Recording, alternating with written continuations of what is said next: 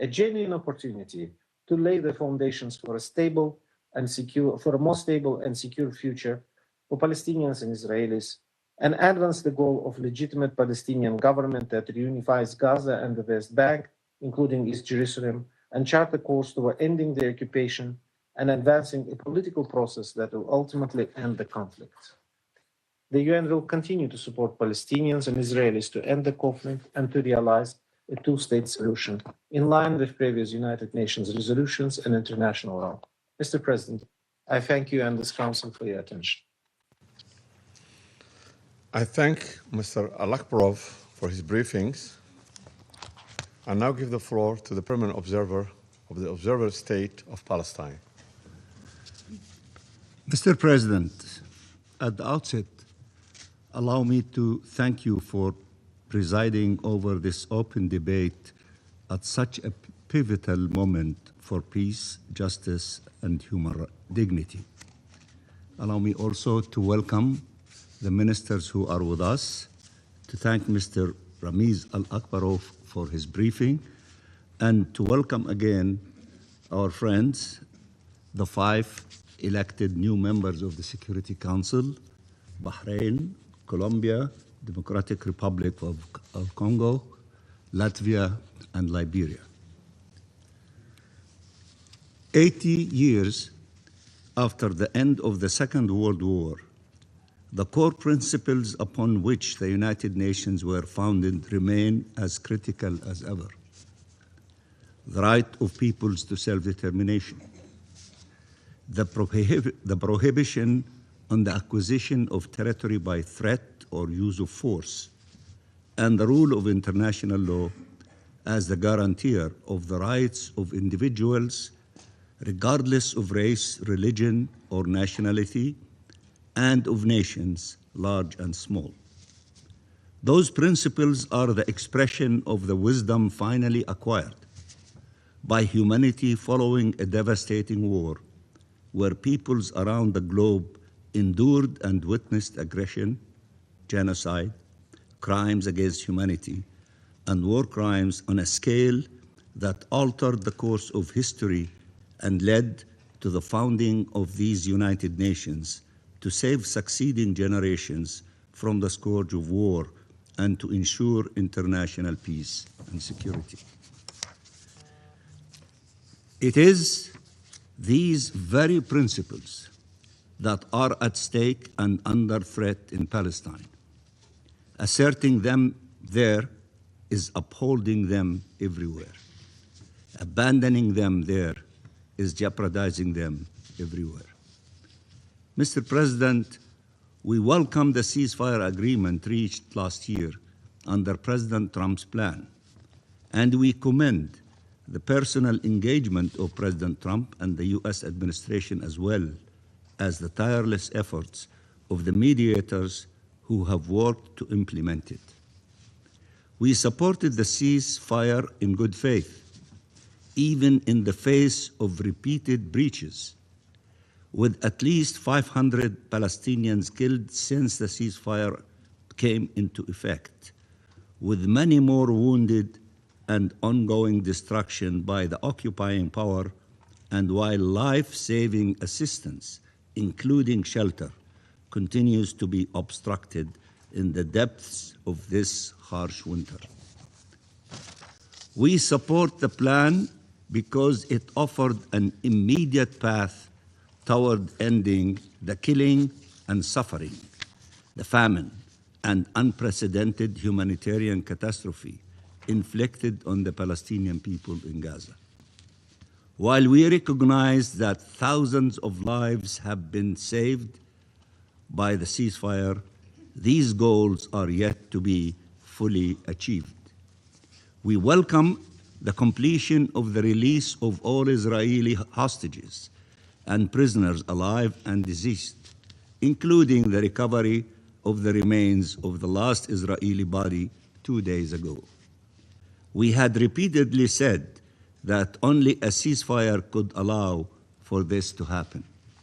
Yet, we must ask, what about the countless Palestinian families whose loved ones have been killed with thousands of bodies still crushed and buried under rubble, yet to be found, yet to be identified, and to be given dignified burial?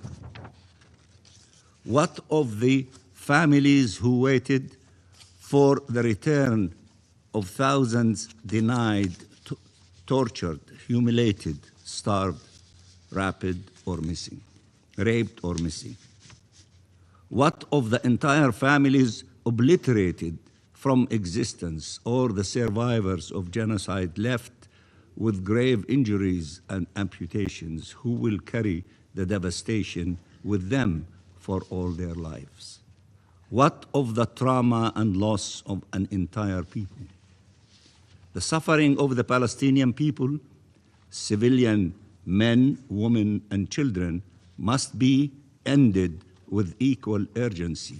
Healing, recovery, and justice are indispensable and a right for all.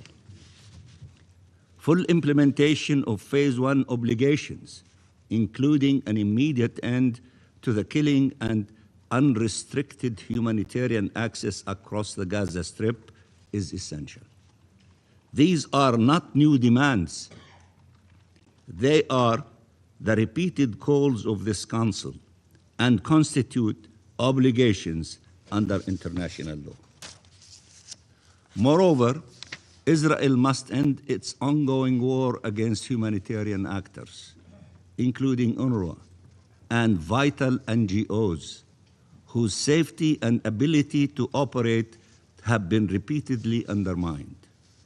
The destruction of UNRWA facilities, including the seizure and destruction of its headquarters in occupied East Jerusalem, which was also set ablaze, and the targeting of humanitarian personnel, and now the attempt to ban and expel recognized and respected NGOs operating on Palestinian territory, demonstrate total contempt for the very mechanisms established to protect and assist civilians. It is an attack on the United Nations by one of its members in ways we had never witnessed before. The advisory opinion of the International Court of Justice on Israel's humanitarian obligations must be fully respected. But instead of compliance, we have witnessed continued obstruction to aid delivery, continued violations of the Charter and Convention on the Privileges and Immunities of the United Nations, and continued grave breaches of international humanitarian law by the occupying power. In this regard, we call the letters of the Secretary General to the Security Council, to you, and General Assembly, including that in light of the gravity of the Israeli government's actions, and I quote, "A situation may exist in which a difference has arisen between the United Nations and the State of Israel regarding, among other things, the interpretation or application of the General Convention," end of quotation of the letter of the SG. Furthermore, we are obliged to underscore yet again, Israel is not the sovereign in the Palestinian territory. This illegal occupation has no rights whatsoever in occupied Palestine, including in Jerusalem. Mr. President, the ceasefire's permanence and success requires that Israel cease trying to dictate the future of Gaza and to fully withdraw from the territory. Gaza is an integral part of the Palestinian territory. I repeat, Gaza is an integral part of the Palestinian territory. It belongs to the Palestinian people, nobody else. And any transitional arrangements must fully respect our people's rights and our sovereignty over the occupied Palestinian territory. The Gaza Strip must be reunited with the West Bank, including East Jerusalem, without delay. And our people's right to self-determination and independent statehood enshrined in the principles and purposes of the UN Charter, which I began with, and in numerous resolutions of the Security Council, General Assembly, ICJ rulings, and in peremptory norms of international law, cannot be disposed of. Israel has to abandon its plans to forcibly displace and replace our people across occupied Palestine. In the West Bank, Israeli military attacks and settler terrorism continue unabated, systematically driving Palestinians from their homes. Settlements continue to be advanced, all tools of rampant annexation. In this regard, we warn of the dangerous Israeli escalation against Palestinian cities, villages, and refugee camps in the West Bank, including the implementation of the so-called E1 settlement project. This must be stopped. The last families in Ras Ain al-Auja have been forced from their land, leaving no Palestinian presence in what was once a thriving community. This was the largest shepherding community in the southern Jordan Valley and the last to survive Israelis' ethnic cleansing in the area. United Nations reporting has now documented a record level of West Bank displacement in the last 2 years. Around 40,000 Palestinians violently and forcefully transferred from their homes, the highest figure ever since 1967. Despite the long-standing demands by the international community, including the Security Council for decades, for a halt to such illegal colonial practices, Israel persists with its impunity, entrenching its illegal occupation of our land and people every single day. This must be stopped. Mr. President, these events are not isolated. They are part of a sustained pattern that threatens not only the Palestinian people, but the foundational principles of this organization. This cannot be ignored. Yet, we still see a chance for peace. I repeat, yet we still see a chance for peace. A real historical opportunity to end the occupation, to realize Palestinian rights, to achieve just and lasting peace in accordance with international law and UN resolutions. The Palestinian Authority is working in impossible circumstances to uphold its responsibilities. It is working to retrieve the bodies of Palestinians, to restore education, to revive the health sector, to provide shelter and assistance, to reopen the Rafah crossing in both directions, to prepare for recovery and reconstruction. It has persisted in its decision to embark on a peaceful path to freedom and has not deviated from it. It has conducted difficult reforms while being undermined politically and financially. It has adopted the principle of one state, one government, one law, and one weapon. Palestine is a reliable partner for peace, if peace is the objective. Palestine is a reliable partner for peace if peace is the objective. The whole world can testify to that. But the Israeli government's objective is not peace, it is domination. Netanyahu yet again bragged that he will never allow a Palestinian state to emerge. He went further, reaffirming Israel will retain control from the river to the sea, promising eternal occupation, a delusional idea that will continue depriving our region of the prospects and promise of peace. Mr. President, the Palestinian people have an inalienable right to self-determination, including the right to the independence of their state.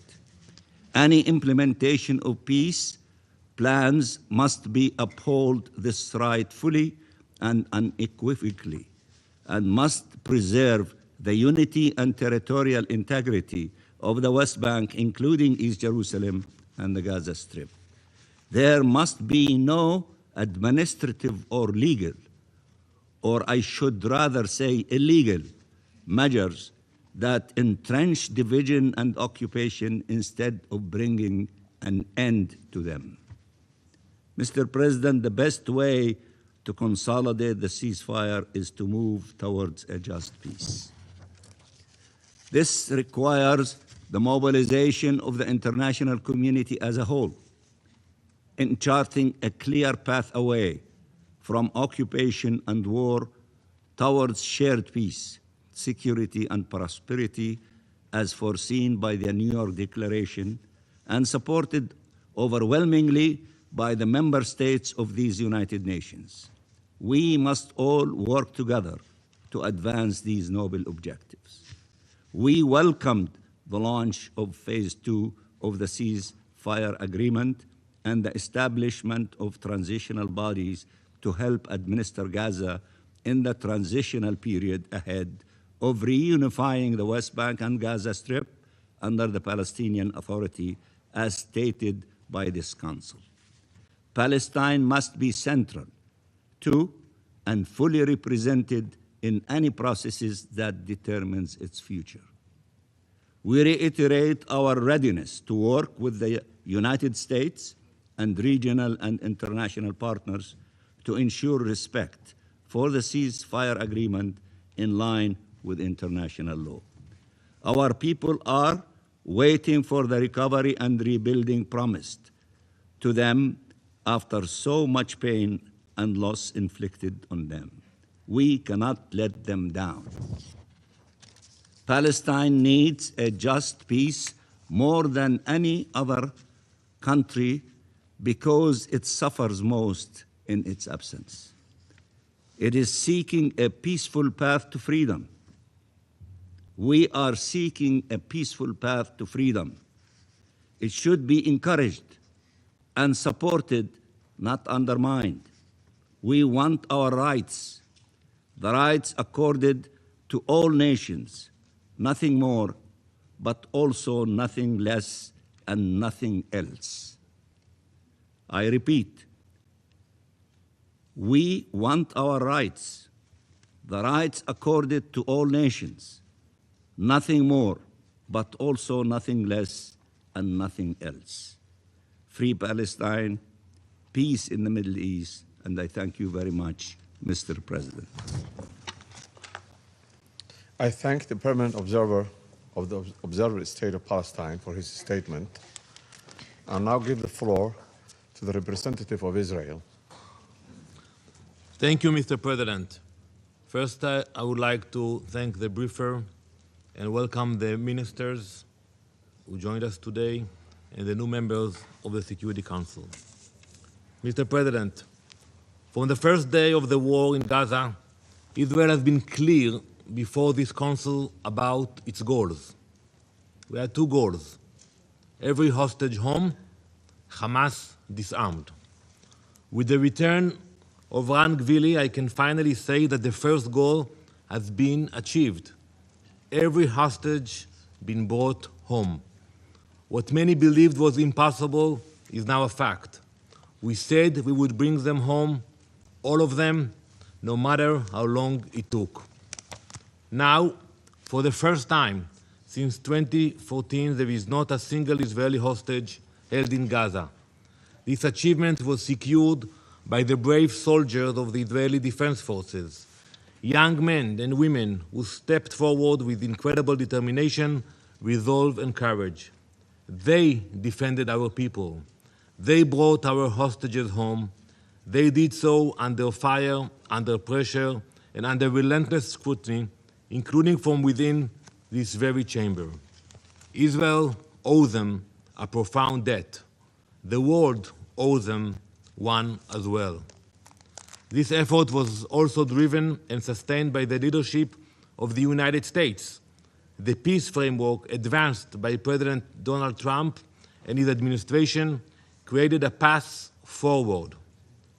Today, for the first time in 843 days, I sit in this chamber without the yellow hostage pin on my lapel. Everyone in Israel wore it, until yesterday. This is a moment of deep national significance for Israel. This moment also carries a message far beyond Israel. Western liberal democracies do not cave to terrorists. They do not reward mass murder. They do not trade their values for silence. The message is clear for every terrorist organization watching us. Kidnapping civilians does not bring legitimacy. Violence does not deliver political gains. Terror does not win. Israel now advances its second goal with the same determination and clarity. Hamas must be disarmed. The next steps are grounded in phase 2 of the peace plan, supported by Israel, key international players and partners, and this Security Council. Phase 2 is written. It is structured. It provides for the establishment of a responsible governing framework for Gaza. There are positive signs. However, one obstacle remains: Hamas disarmament. The choice now rests with Hamas. Acceptance of full disarmament enables progress. Refusal places full responsibility on Hamas for the consequences. Clarity is essential about what disarmament actually means. Disarmament does not mean staged handovers for cameras.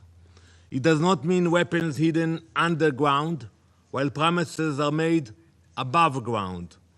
There is no real disarmament until Hamas's military infrastructure is dismantled.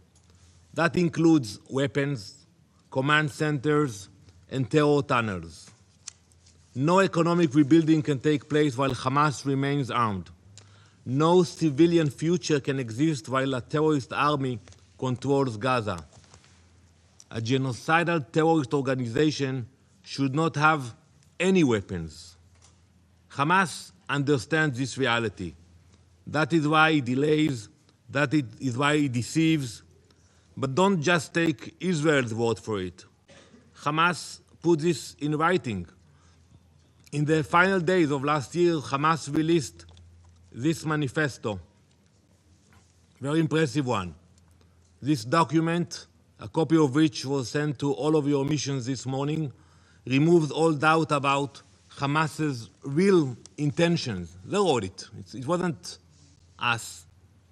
In this document, it says very clearly, it rejects disarmament, it rejects giving up political power, it denies the atrocities of October 7th, it justifies and glorifies its mass murder. Hamas even boasts about its strategy and diplomacy. In its own words, it calls one of the achievements of October 7th the collapse, and I quote, of Israel's image as a Western democracy. That tells you everything. This is not the language of peace, even when dressed up as diplomacy. It is a roadmap for future violence. Do not fall into Hamas's playbook. Do not let its propaganda write your talking points. Hamas still remains heavily armed. Let me show you the numbers. It still holds thousands of rockets, anti-tank missiles, and tens of thousands of Kalashnikov rifles. In total, Hamas still holds roughly 60,000 assault rifles. These weapons are used not only against us, against Israel, but against Gazans who oppose Hamas rule. This is not a movement preparing for peace. This is a terrorist army preparing for its next war. Israel has fully implemented phase 1 of the agreement. Since the beginning of the October ceasefire, the volume of aid has increased sharply. Let's take a look at the numbers. More than 33,000 trucks have entered Gaza since October 10, 2025. They delivered over 850,000 tons of food. 8,300 tons of medical supplies, more than 420,000 tents. Every week, more than 4,200 trucks enter Gaza. 12 field hospitals are operating today.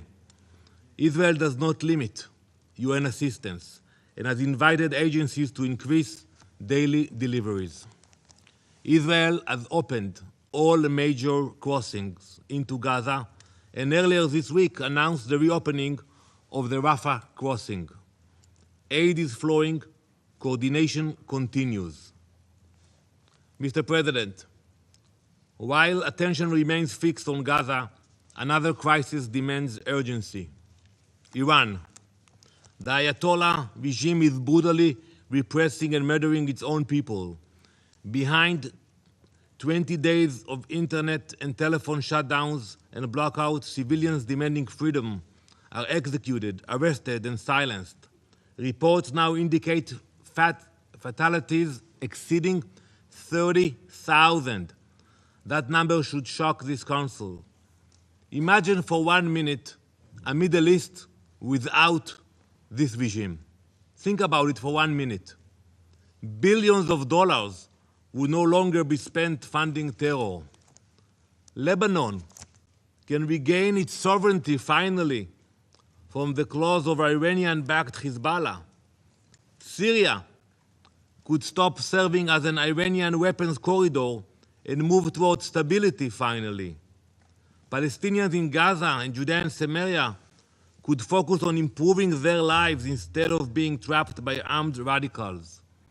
The problem is not the people of the region. The problem is the regimes and militias that profit from chaos. Look at Yemen. Yemen offers another clear example of how the Iranian regime exports hate. The Houthis are not fighting over borders. They have no border with us. They have no border with the US. They have no border with most countries here. They are not fighting over land. Their flag tells the entire story. Look at the flag of the Houthis. That's what it says in Arabic. Allah Akbar, Al-Maut li-America, Al-Maut li-Israel, Alana al-Yahud, Al-Nasser lil-Islam. In English, God is great, death to America, death to Israel, curse on the Jews, victory to Islam. That is the official flag of the Houthis. This is radicalism.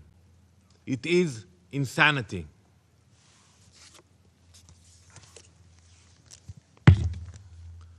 That hatred did not originate in Yemen. It was cultivated, funded, and armed by Tehran. The Iranian regime diverted its own people's money to fund terror instead of providing basic needs. This is how the Iranian regime operates. It builds networks of violence and exports them across the Middle East and beyond. A regime that massacres its own people cannot be trusted to respect others. The world's most extreme regime must never obtain the world's most dangerous weapon. Israel has no hostility toward the people of Iran. Their courage is undeniable. Their struggle for freedom deserves support. Their future must be free of tyranny. Hope, however, is not a strategy. As Hamas is dismantled, the Iranian regime must be confronted with the same seriousness. The same clarity must apply. The same standards must hold. Israel's position is unmistakable. Every hostage was brought home. Hamas must now be dismantled completely. Gaza must be demilitarized and de-radicalized. Thank you, Mr. President. I thank the representative of Israel for this statement. I now give the floor to the members of the Council. I now give the floor to Her Excellency Ms. Sarah Beslow Nyanti, Minister of Foreign Affairs of Liberia. Thank you, Mr. President.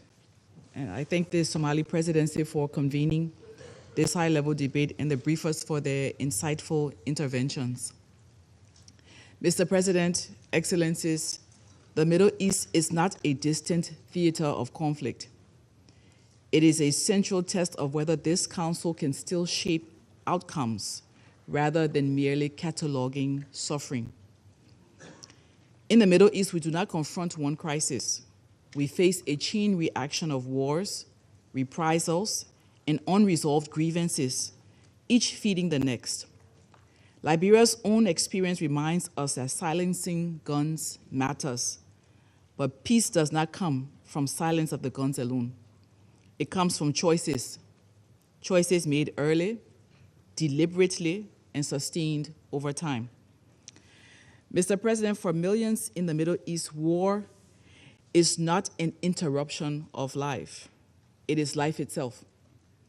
There are people who were born under bombardment, who learned adulthood under occupation or siege, and who will grow old without ever knowing what it means to live without fear. Entire lives, full lives, have been lived inside conflict from the first breath to the last. And nowhere is this tragedy more unforgivable than in the lives of children. Some babies die while trying to nurse from mothers whose bodies have nothing left to give. They die not from rare diseases or unavoidable fate, but from hunger, blockade, displacement, and decisions made far from their cries. This is not abstract. This is happening in real time. Children are growing up inside the wreckage of our choices. They inherit wars they did not declare, hatreds they did not choose, and borders drawn more fiercely than compassion. They carry the cost of adult power struggles because the international community has too often accepted delay, denial, and turning a blind eye as its policy. While children elsewhere worry about exams, football matches, music, friendships, and what they might become in the future, children in the Middle East learn how to stay safe during explosions and the best route to take to find food. They live in fear, not knowing what it means to be free. This is not only a moral failure, it is a strategic catastrophe that recycles violence, enmity, and hate. Mr. President, Excellencies, the reality of the Middle East is unfortunately grim, but the horizon beckons hope. Liberia notes recent diplomatic efforts aimed at reducing violence and reopening political space in Gaza and across the region. We applaud initiatives led by Qatar, Egypt, and the United States, other regional leaders, and other stakeholders, which have helped to create momentum toward de-escalation, improved humanitarian access and dialogue. Progress, however, is fragile, but progress matters. Let's be clear, this momentum must be sustained. Therefore, Liberia encourages continued engagement with this Council and with all stakeholders to deepen the progress, seize every opportunity, and consolidate the gains already made. History shows that diplomatic openings will close inevitably, not because they are imperfect, but because they are abandoned. Mr. President, no conflict has more broadly defined the region than the one between Israel and Palestine. Liberia is concerned by this protracted conflict. We reiterate the urgent need for immediate and sustained de-escalation and for expanding humanitarian access that is predictable and safe. Liberia continues to support a negotiated two-state solution consistent with relevant Security Council resolutions. Security that lacks political legitimacy cannot endure. Crisis management, however necessary, cannot substitute for a genuine peace process. Mr. President, Excellencies, force can dominate a moment, but only justice can shape a future. If force worked, we would not be here having this debate. What is not resolved through dialogue will resurface louder, angrier, and more dangerous. Hence, any solution must be shaped with the involvement of all concerned stakeholders. Mr. President and Excellencies, beyond Gaza, we are aligned by rising tensions along the blue line between Israel and Lebanon. We recall Security Council Resolution 1701 and support UNIFIL's stabilizing role.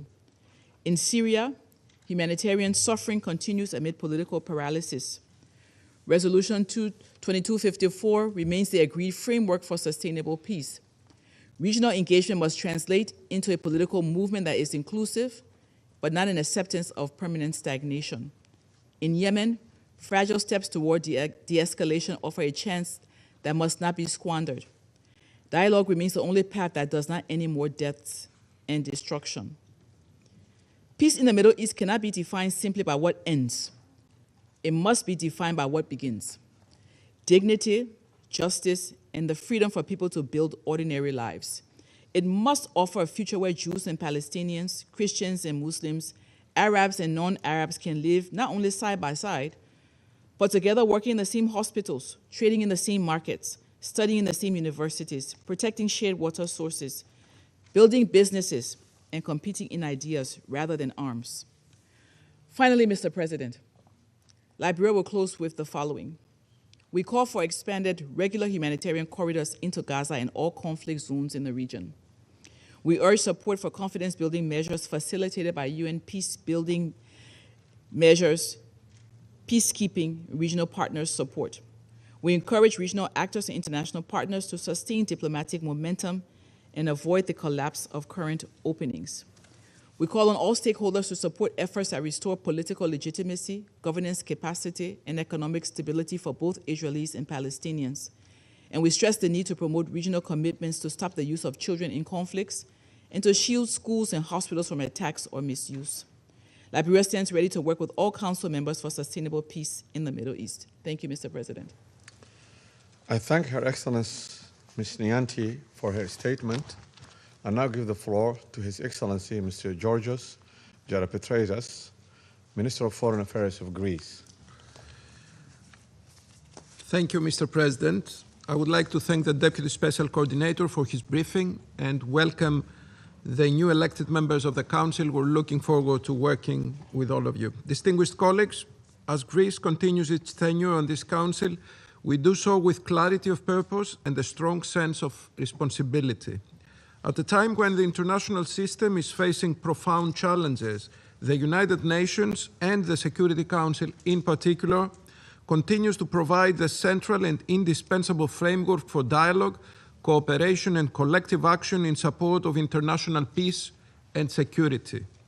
Greece's foreign policy is firmly grounded in respect for the Charter of the United Nations and the principles enshrined therein: respect for sovereignty and territorial integrity, the inviolability of borders, and the prohibition of the threat of use of force. These principles are not abstract ideals. They constitute the foundation of a stable international order and guide our collective work within this Council. Peace in the Middle East is an urgent moral, political, and humanitarian imperative. Greece consistently supports all initiatives that can have a tangible, positive impact on the ground and bring the region closer to a lasting peace and stability. In this spirit, we have strongly supported the comprehensive plans for Gaza and voted in favor of Security Council Resolution 2803. We acknowledge the progress achieved towards sustained ceasefire and the implementation of the 20-point Gaza peace plan endorsed by this Council. We have been very relieved that the body of the last hostage has been returned to his family. This development concludes a deeply painful chapter for the families. It also opens the path for the full implementation of Phase 2, which is a truly decisive moment. This next step must include full disarmament of Hamas and other armed groups. Addressing Israel's legitimate long-term security concerns is a key precondition for sustainable peace. The nomination of a Palestinian National Committee for the administration of Gaza, with the support of the Presidency of the Palestinian Authority, is a welcome development. It represents an important step towards legitimate and accountable governance, which is indispensable for stability, reconstruction, and long-term peace.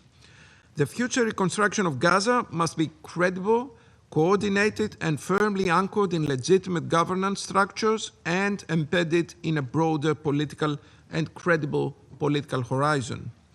Gaza and the West Bank is a single, indivisible territorial unit for a future Palestinian state. The path forward is clear: a credible political process leading to a two-state solution, allowing Palestinians and Israelis to live side by side in peace and security.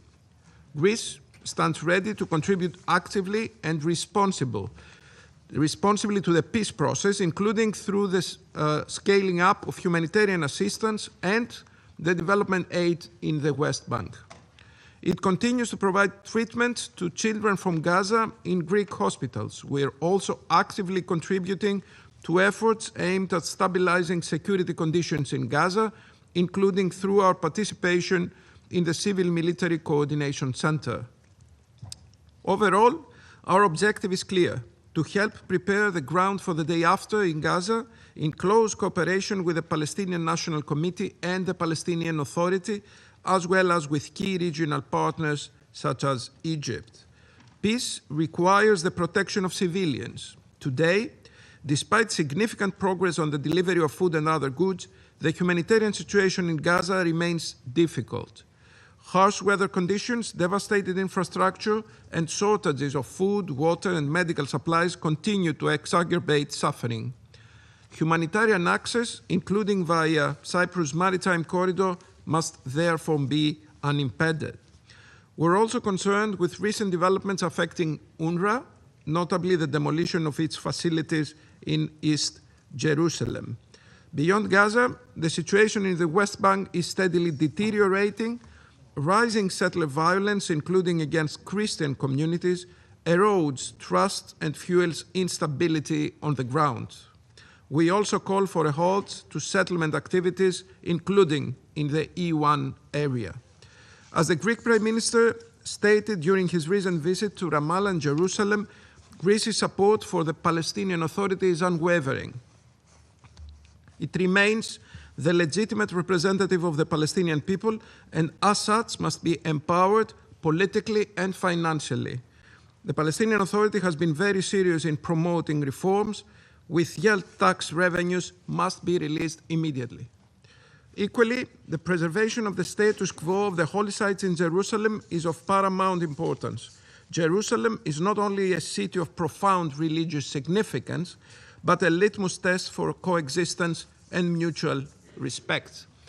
Mr. President, turning to Lebanon, this Council's visit to Beirut last December was more than symbolic. It sent a clear message: Lebanon is not alone. We welcome the progress achieved in Phase 1 of the National Disarmament Plan, which brings Lebanon closer to restoring full control over its territory in line with relevant Security Council resolutions. Nevertheless, disarmament must be coupled with sustained capacity building as well as clear plan for reconstruction. Greece considers Lebanon as a key partner for peace. It will support Lebanon in its efforts for security and prosperity.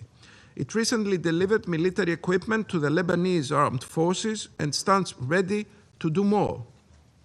In the same vein, we welcome the organization of an international conference in Paris on March 5, aiming at garnering international support toward the LAF, and we're looking forward to our participation. For Syria, Mr. President, 2025 has been a landmark year. The fall of the Assad regime gives a historic opportunity to a country of great importance for the Arab world and the Eastern Mediterranean. Greece stands by Syria and is offering support bilaterally and in its capacity as EU and Security Council member.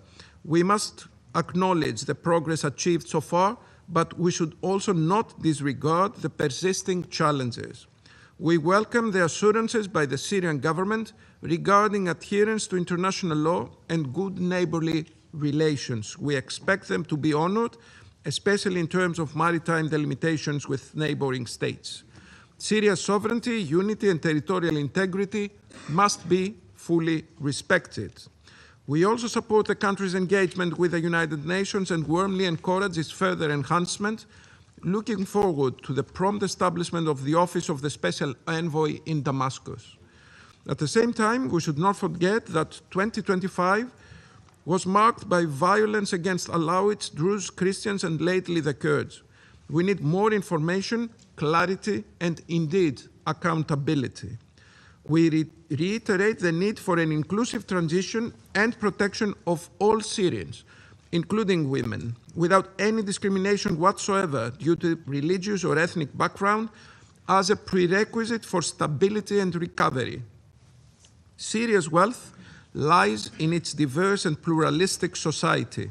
Civilians must be protected under all circumstances. The latest developments in the northeast prove how fragile the transition remains and causes concern.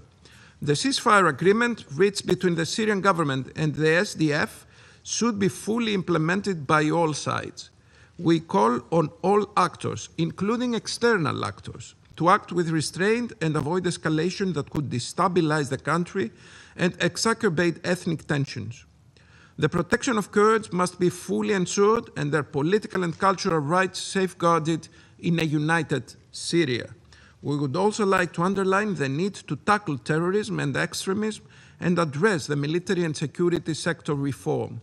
In particular, the fight against Daesh, ISIS should continue and detainees camps must be fully safeguarded. Finally, on Yemen, we reaffirm our full respect for the sovereignty, unity, and territorial integrity, and we call upon all parties to engage constructively and in good faith in an inclusive, Yemeni-led and Yemeni-owned political process under the auspices of the United Nations.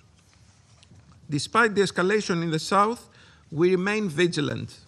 While the situation in the Red Sea is becoming more complicated, we reiterate the importance of maritime security and freedom of navigation. The Red Sea constitutes a vital waterway for the region and the world, and the Houthis continue to pose a serious threat in this regard. Greece, honoring its long maritime tradition, will continue to support regional and international activities and provide her leadership to EU naval operation Aspides in line with Council resolutions and in full respect of international law. In conclusion, Mr. President, Greece remains fully committed to working with all members of this Council, with the United Nations and with regional partners to turn commitments into action so that hope prevails over suffering, dignity over despair, and peace becomes a reality delivered. As a country of the Eastern Mediterranean, Greece is deeply conscious of the direct impact that instability in the region has on international peace and security. This awareness, together with our long-standing commitment to multilateralism and international law, underpins our readiness to act as a constructive and reliable partner in efforts to promote dialogue, de-escalation, and lasting peace. I thank you. I thank His Excellency Mr. Jared Petraeus for his statement and now give the floor to the representative of the United States. Thank you, Mr. President. Thank you, Deputy Special Coordinator Alakbarov, for your briefing. It was good to spend time with you late last year. Welcome to our colleagues, Your Excellencies of Foreign Ministers from Greece and Liberia. I think first and foremost, we should truly take heart that Ron Gavili's remains have finally returned to his family, who have suffered through unthinkable hardship for far too long. His funeral was today, and we hope his return brings a measure of solace and closure for the family that I also had the honor to spend some time with. And we are, I think we all hope, the remains of all the deceased are returned to their loved ones, those that were killed in this horrible war started by Hamas, so that these families can have some type of closure and peace. Colleagues, for the first time since 2014, in over a decade, Hamas and its terrorist affiliates no longer hold any hostages in Gaza. That's extraordinary, and we should take note of it. And I hope all those who claimed Hamas didn't know the locations of every hostage understand, frankly, their error. It is only due to the relentless efforts of the Israeli people and government, the tireless work of President Trump, his special envoys, Witkoff and Kushner, and the strong pressure put on Hamas, brought to bear by not only the United States, but our partners in the region, that all the hostages have at last returned home in and we could take those yellow ribbons off our lapels.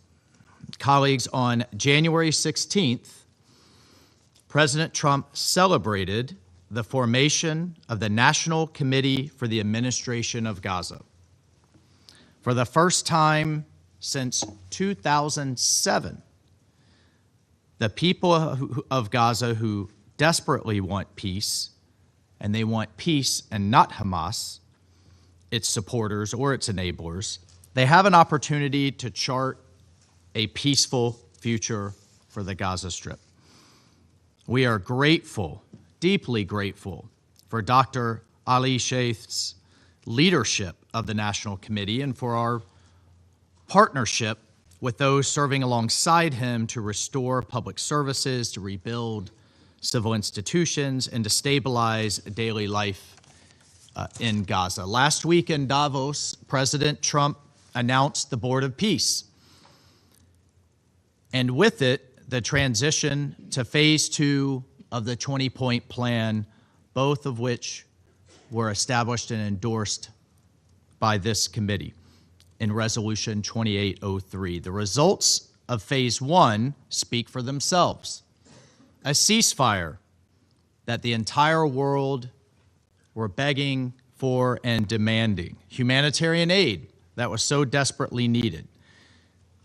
And the release and return of all hostages to their families. Phase 2 will advance the full demilitarization and reconstruction of Gaza in line with the President's plan and with Security Council Resolution 2803. On behalf of the United States, I would like to thank all those that have committed to joining the Board of Peace, especially fellow council members Bahrain and Pakistan. Under President Trump's chairmanship, the Board of Peace is acting and not just talking. With the President's vision and tenacity, the board will help realize a new Gaza and a break from this decades-old cycle of violence. We realize it's unconventional. Change makes some uncomfortable. But with this innovative approach, we are leaving behind decades of wasted time, wasted money, and wasted chances for peace. And we are already seeing results. With the cooperation and assistance of Israel and our Board of Peace partners, over 55,000 trucks have entered Gaza, bringing food, shelter, and medicine since the ceasefire began. Over 1.3 million people have received food assistance in December. We welcomed the reopening of Allenby Gate and King Hussein Bridge, the crossing between Israel and Jordan, and we welcome the full reopening of the Rafah border crossing, which will expedite the flow of medical evacuations. But we must take care. Assistance cannot devolve into dependence, and with support from the High Representative for Gaza, Nikolai Mladinov, the National Committee will restore essential services throughout Gaza and foster an economy where opportunity replaces unemployment and dependence. But before we can reach this goal, Hamas and other militant groups must lay down their arms. Point 1 of the President's 20-point plan is that Gaza will be a de-radicalized, terror-free zone that does not pose a threat to its neighbors. They must live up to their end of the bargain. Point 2 is that Gaza will be redeveloped for the benefit of the people of Gaza who have suffered for far too long and for more than enough. Only de-radicalization, only disarmament, only demilitarization will bring Gaza prosperity and stability, and we, along with our partners on the Board of Peace and in consultation with the National Committee, will apply pressure to Hamas to honor its commitment and to disarm. Hamas must not have any role in the governance of Gaza, directly or indirectly, in any form, period. All military, terror, and offensive infrastructure, including tunnels and weapon production facilities will be destroyed and not rebuilt. International independent monitors will supervise a process of demilitarization of Gaza to include placing weapons permanently beyond use through an agreed process of decommissioning and supported by an internationally funded buyback and reintegration program. New Gaza will be fully committed to building a prosperous economy and a peaceful coexistence with its neighbors. We salute and thank our friends who have agreed to contribute to the International Stabilization Force under the leadership of Major General Jasper Jeffers of the United States Army. The ISF will begin to establish control and stability so that the Israeli Defense Forces can withdraw from Gaza based on standards, milestones, and timeframes linked to demilitarization. These will be agreed upon between the IDF, the ISF, the guarantors, and the United States with an objective of a secure Gaza that no longer poses a threat to its neighbors or its citizens. Colleagues, the United States remains fully committed to working in close partnership with Israel, with key Arab and Muslim majority nations, and with the international community to bring the peace, the prosperity, and the security and dignity to the region that its people deserve. I thank you, Mr. President. I thank the representative of the United States for his statement and now give the floor to the representative of the United Kingdom. Thank you, President. I thank Deputy Special Coordinator Alakbarov for his briefing, and I also join others in welcoming the foreign ministers of Liberia and Greece to the Council today. This week brought the long-awaited return of the final remaining hostage in Gaza, Ran Gavili, killed while defending families at Kibbutz Alumim during the brutal Hamas attack on October the 7th. As my Foreign Secretary said, our thoughts are with Ran's family as they now finally lay him to rest. The suffering of October the 7th and the devastating conflict that followed serve as a powerful reminder of the importance of our collective efforts to secure lasting peace in the Middle East. I will make 3 points. First, we welcome the announcement of the Palestinian National Committee for the Administration of Gaza, an important step in implementing the peace plan and putting Palestinians at the heart of efforts to recover and rebuild. We call for the swift implementation of Phase 2 of the peace plan as set out in Security Council Resolution 2803, including the withdrawal of Israeli forces, the decommissioning of Hamas's weapons, the deployment of the ISF, and a clear timeline for transition of governance from the Board of Peace to a reformed Palestinian Authority. Hamas can have no role in the future governance of Gaza. Second, for the peace plan to succeed, we must also see urgent action to address the still catastrophic humanitarian situation. The UN reports that at least 9 infants have died of hypothermia this winter, including a 3-month-old baby last week.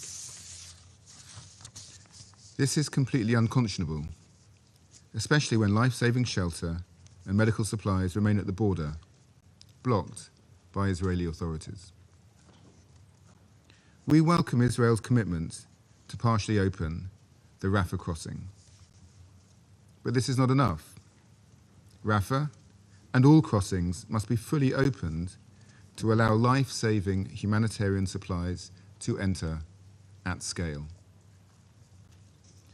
The UK condemns Israel's egregious attacks against UNRWA's compound in East Jerusalem and its restrictions on the work of international NGOs. These are the backbone of the humanitarian response, providing $1 billion of funding annually. And without them, Palestinians will face yet more suffering. We call on Israel to fulfill its humanitarian commitments under President Trump's 20-point plan and its obligations under international law.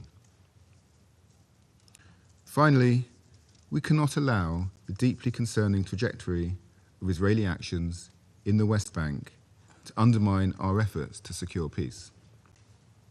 We condemn ongoing settler violence and outpost construction in Area B, and we call upon the Israeli government to tackle this with effective law enforcement and accountability measures as needed.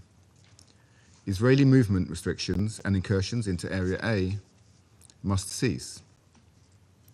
We oppose ongoing illegal settlement expansion, including recent developments around E1. President, we cannot afford to lose momentum towards peace. The UK remains committed to supporting swift implementation of Resolution 2803 and to forging a new future built upon a two-state solution with Israelis and Palestinians living in peace, security, and dignity. I thank you. I thank the representative of the United Kingdom for his statement and now give the floor to the representative of China. Thank you, President. I thank Deputy Special Coordinator Alakbarov for the briefing. The Middle East, the cradle of human civilization, has long suffered the scourge of war and displacement, making it the region that has the most hotspot issues in the world. Today, the Middle East once again stands at a historic crossroads with sensitive and fragile security situations and overlapping conflicts. The question of Palestine remains at the heart of the issue of Middle East. The international community should further build consensus to promote a comprehensive, just, and lasting solution to the Palestinian question at an early date. First, priority should be given to the maintenance of peace and stability and the immediate cessation of all violent conflicts. We welcome the return of all hostages or their remains to Israel. Over 3 months have passed since the first phase ceasefire agreement in Gaza was reached.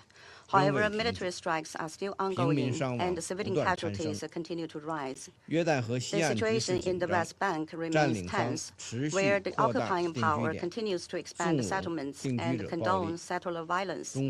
China calls on all parties, in particular Israel, to fully comply with the ceasefire agreement and work towards a comprehensive and lasting ceasefire in Gaza.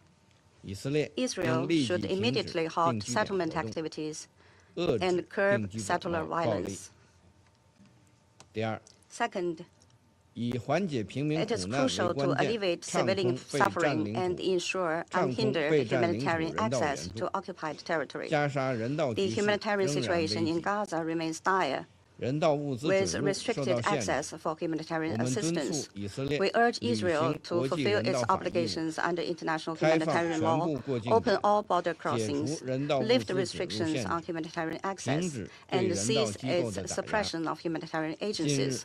Recently, UNRWA premises in East Jerusalem were forcibly demolished and set on fire. China expresses grave concern over this development. Israel has an obligation to ensure the privileges and immunities of UNRWA and its normal operations. Third, in line with the two-state solution, post-conflict arrangements in Gaza should be advanced in a prudent and orderly manner. Gaza is the homeland of the Palestinian people, and its post-conflict arrangements are crucial to the political settlement of the Palestinian question. Any arrangements concerning Gaza's future should adhere to the principle of Palestinians governing Palestine, respect the will of the Palestinian people, accommodate the legitimate concerns of Middle Eastern countries, and be aligned with the two-state solution. China will continue to support Palestine's leading role in post-conflict governance in Gaza. The Security Council bears primary responsibility for the maintenance of international peace and security. As such, it should continue to closely follow the situation in Gaza and its post-conflict arrangements and play its due role in this regard. President, the current situation in Iran has drawn widespread attention. As the shadow of war looms large, tensions are rising in the Middle East. Iran is an independent sovereign state, and its own affairs should be decided independently by the Iranian people themselves. China hopes to see and supports stability in Iran and supports upholding its sovereignty, security, and territorial integrity. The use of force cannot solve problems. Any military adventurism will only push the region into an abyss of unpredictability. We call on all parties to abide by the purposes and principles of the UN Charter, oppose interference in other countries' internal affairs, and reject the threat or use of force in international relations. China hopes that the United States and other relevant parties will heed the call of the international community and regional countries, do more things that are conducive to peace and stability in the Middle East, and avoid exacerbating tensions and adding fuel to the fire.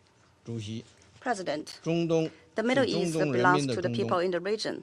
It is not a wrestling ground for major power rivalry, nor should it become a victim of a geopolitical contest of countries outside the region.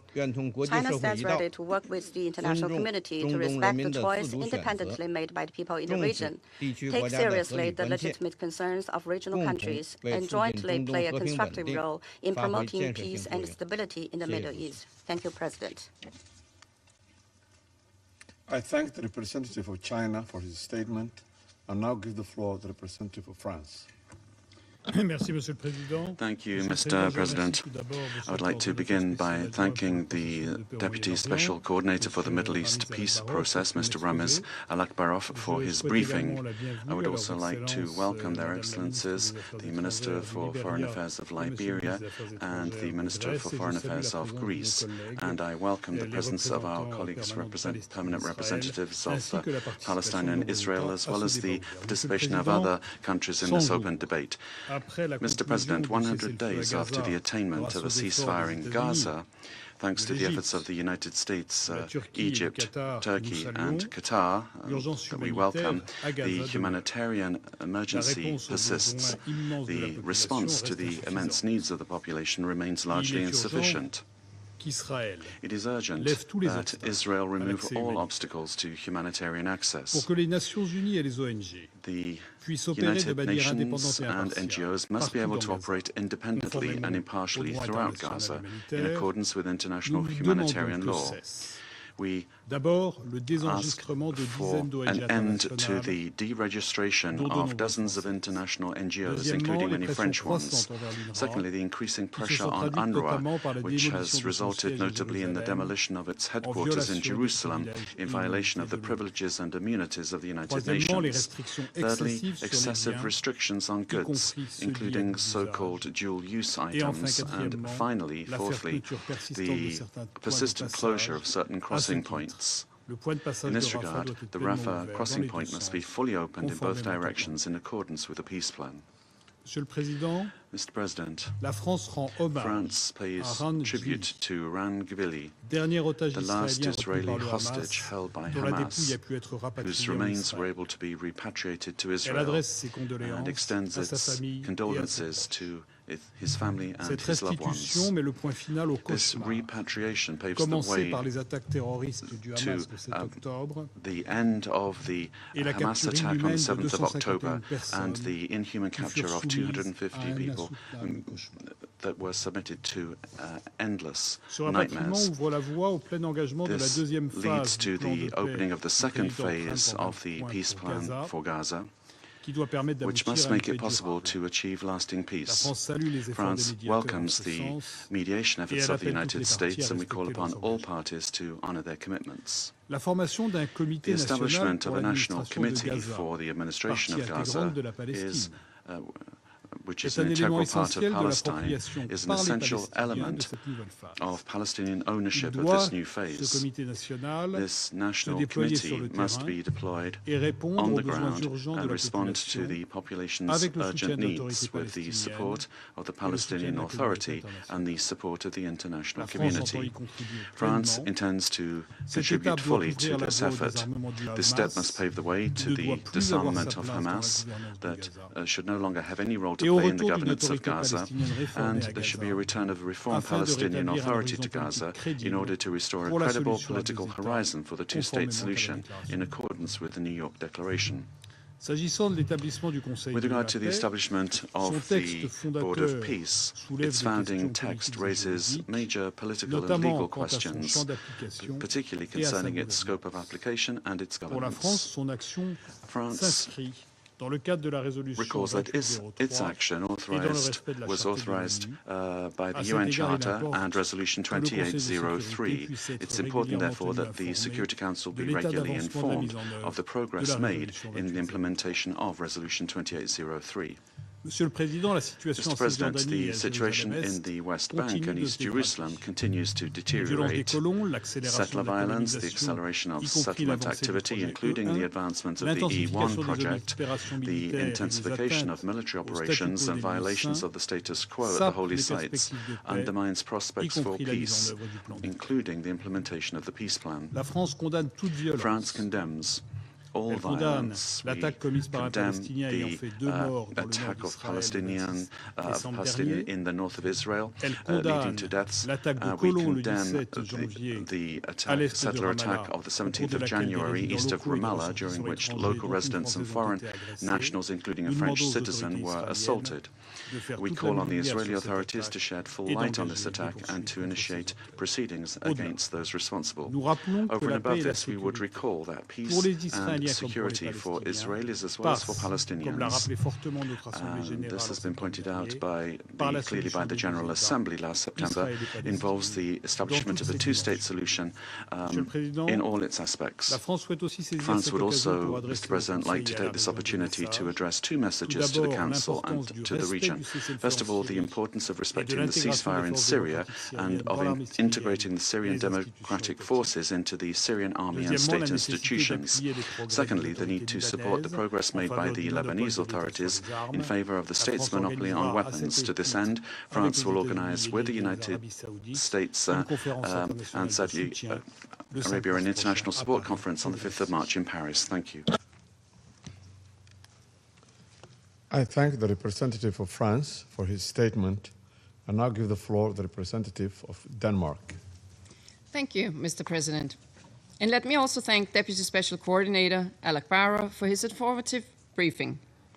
Mr. President, we are relieved that the earthly remains of the last hostage held in Gaza since the terror attack on October 7 has finally been returned, and we hope that this can contribute to healing for the families affected. Denmark welcomes the announcement of Phase 2 of President Trump's peace plan. This moment carries a fragile but powerful promise, a hope that suffering may give way to stability. But hope on its own cannot rebuild lives. It needs to be supported by concrete actions. The Security Council has a key role in overseeing the implementation of Resolution 2803, including the work of the Board of Peace. While some elements of the Charter of the Board of Peace raised concerns, we wish the Board of Peace will be successful in implementing the peace plan for Gaza and effective as a transitional administration in Gaza in line with Resolution 2803 and the UN Charter. With the formation of the National Committee for the Administration of Gaza, we count on Palestinians to be involved in matters related to Palestinian territory. As we are entering Phase 2, we call on Hamas and other armed groups to decommission their weapons, because Hamas and other terrorist organizations must be disarmed and no longer play a role in Gaza. Furthermore, we call on Israel to facilitate a full reopening of the Rafah border crossing in both directions. These are central elements of the peace plan. Mr. President, despite some improvements, The humanitarian needs in Gaza remain vast and urgent. Families continue to struggle for shelter, protection, and medical care. The deregistration of at least 37 international non-governmental organizations operating in Gaza and the West Bank risks undermining the progress that has been made. International NGOs are responsible for nearly 3/4 of all shelter-related activities and deliver more than 80% of basic necessities. Their presence and unimpeded access are crucial to meeting urgent needs at the scale required. We call on Israel to reverse this decision. We also urge Israel to urgently allow for unrestricted access of aid, including dual-use items. As specified in Resolution 2803, this Council has underscored the importance of full resumption of humanitarian aid in a manner consistent with the humanitarian principles. Humanitarian assistance must never be obstructed. It is not a bargaining chip. It is a lifeline for the civilian population. The health system must also be restored, and patients in need of specialized care must be able to be transferred for treatment, especially to the West Bank, including East Jerusalem, through the medical corridor in place before October 7, 2023. The UN-led humanitarian system remains best placed to undertake the monumental task of getting aid into those in need. United Nations agencies, working hand in hand with international NGOs, form the backbone of life-saving assistance and recovery in Gaza. In this regard, we echo the Secretary General's deep concern over Israel's adoption of legislation in December 2025 to cease UNRWA operations. These laws must be repealed without delay. Israel's demolition of an UNRWA compound in East Jerusalem last week is unacceptable and a violation of the UN's privileges and immunities under the UN Charter and international law. The inviolability of UN premises must be upheld, the privileges and immunities of UNRWA personnel respected, and all seized assets returned. As we look to the next stage of the peace plan for Gaza, we must not forget the West Bank, where unprecedented devastating developments are currently unfolding. As we heard from the Deputy Special Coordinator, this includes record numbers of expansions of illegal Israeli settlements, settler violence, intimidation, the seizure of farmland, and destruction of crops with widespread impunity. Families are forced to flee their homes. A recent example was the displacement this week of all 120 families in Ras Ain al-Auja Bedouin community in the Jordan Valley due to the escalating violence by the Israeli settlers. We urge Israel to immediately halt these measures. Mr. President, peace demands a clear path forward. A two-state solution remains the only viable option for long-term sustainable peace, one in which Gaza and the West Bank are reunited and where Palestinians and Israelis alike can live in security, freedom, and dignity. We hope that the implementation of the second phase of the peace plan will help turn the page and open a new chapter for Gaza. I thank you. I thank the representative of Denmark for her statement and now give the floor to the representative of Panama. Gracias, señor presidente. Thank you, Mr. President. We thank Dr. Ramiz Alakbarov, Deputy Special Coordinator and Resident Coordinator of the United Nations Office for the Middle East Peace Process, for the briefing that he gave us. And we'd also extend a warm welcome to the foreign ministers, foreign affairs ministers of Liberia and Greece, and also the representatives of all the other delegations honoring us today with their participation in the meeting. Recent events in the Middle East confirm the dynamic and complex nature of the region, marked by multi-dimensional challenges that require sustained and coordinated attention from the international community. Despite the ceasefire in effect since the 10th of October, the situation on the ground in Gaza continues to remain extremely fragile. While the cessation of hostilities has reduced the intensity of the conflict, it remains insufficient to guarantee effective and sustained protection for the civilian population. In this context, Panama acknowledges the mediation efforts undertaken by the United States, Qatar, Egypt, and Turkey as a decisive contribution towards achieving a lasting and sustained ceasefire. Likewise, we recognize the efforts of the United Nations system and its humanitarian partners, which have enabled concrete progress to be made at an extremely adverse time. Nevertheless, this progress continues to be fragile and depends on full, safe, and sustained humanitarian access without administrative and bureaucratic obstacles preventing operations. A few days ago, the discovery of the mortal remains of Rangvili was confirmed, the last of the 251 hostages captured during the atrocious terrorist attack by Hamas of October 7, 2023.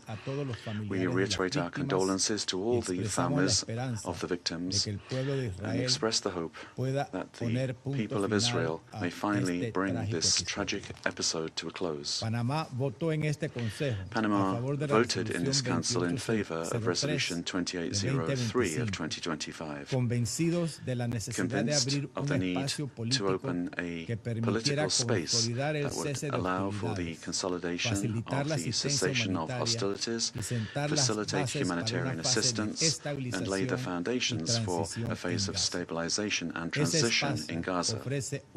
This space provides an opportunity that we cannot afford to lose. We consider that the mechanisms provided for in that resolution, including the implementation of the peace plan and the board of peace, must be promoted in a coordinated manner and benefit from effective assistance by the United Nations, particularly by the Security Council, as the primary source of their legitimacy. We express our concern over recent incidents affecting UNRWA facilities, and we reaffirm the principle of the inviolability of United Nations premises, as well as the privileges and immunities of its personnel, which states are obligated to respect. We urge that non-governmental organizations that have accompanied the enormous humanitarian effort despite extreme conditions on the ground be allowed to continue their work unhindered in order to contribute to the successful conclusion of the peace plan.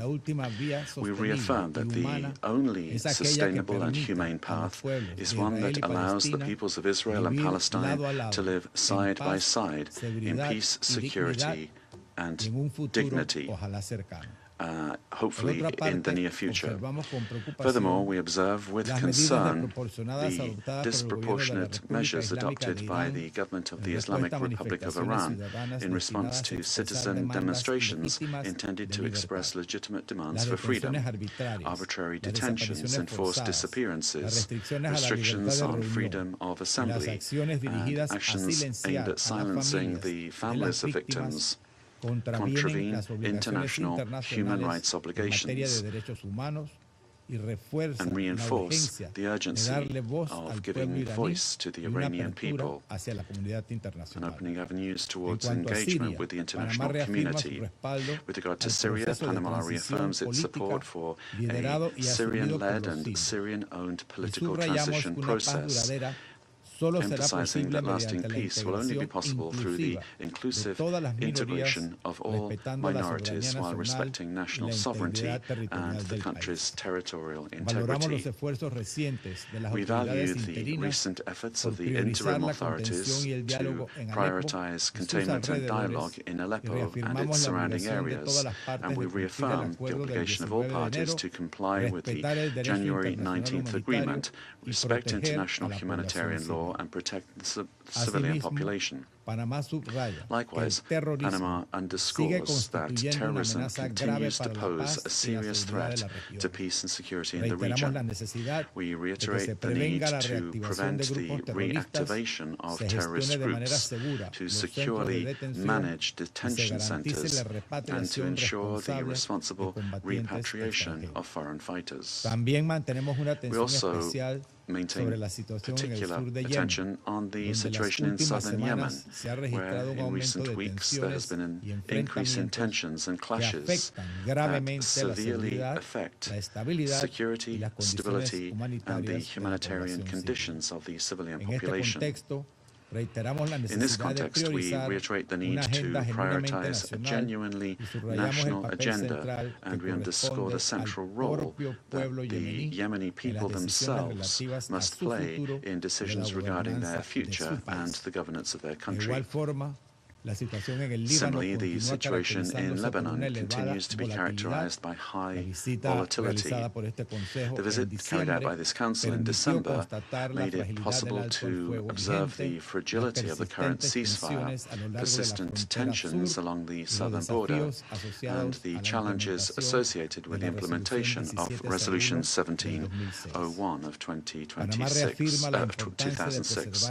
Panama reaffirms the importance of preserving stability along the Blue Line, fully respecting the mandate of the United Nations interim force in Lebanon, and strengthening support for the Lebanese armed forces as an essential pillar of the country's sovereignty and territorial integrity. We also recognize the women who, throughout the Middle East, from civil society and the political spaces they manage to occupy, are opening paths towards equality and justice, reminding us that there can be no peace or development without their full, safe, and meaningful participation. Mr. President, the future of the Middle East cannot be built behind the backs of its peoples.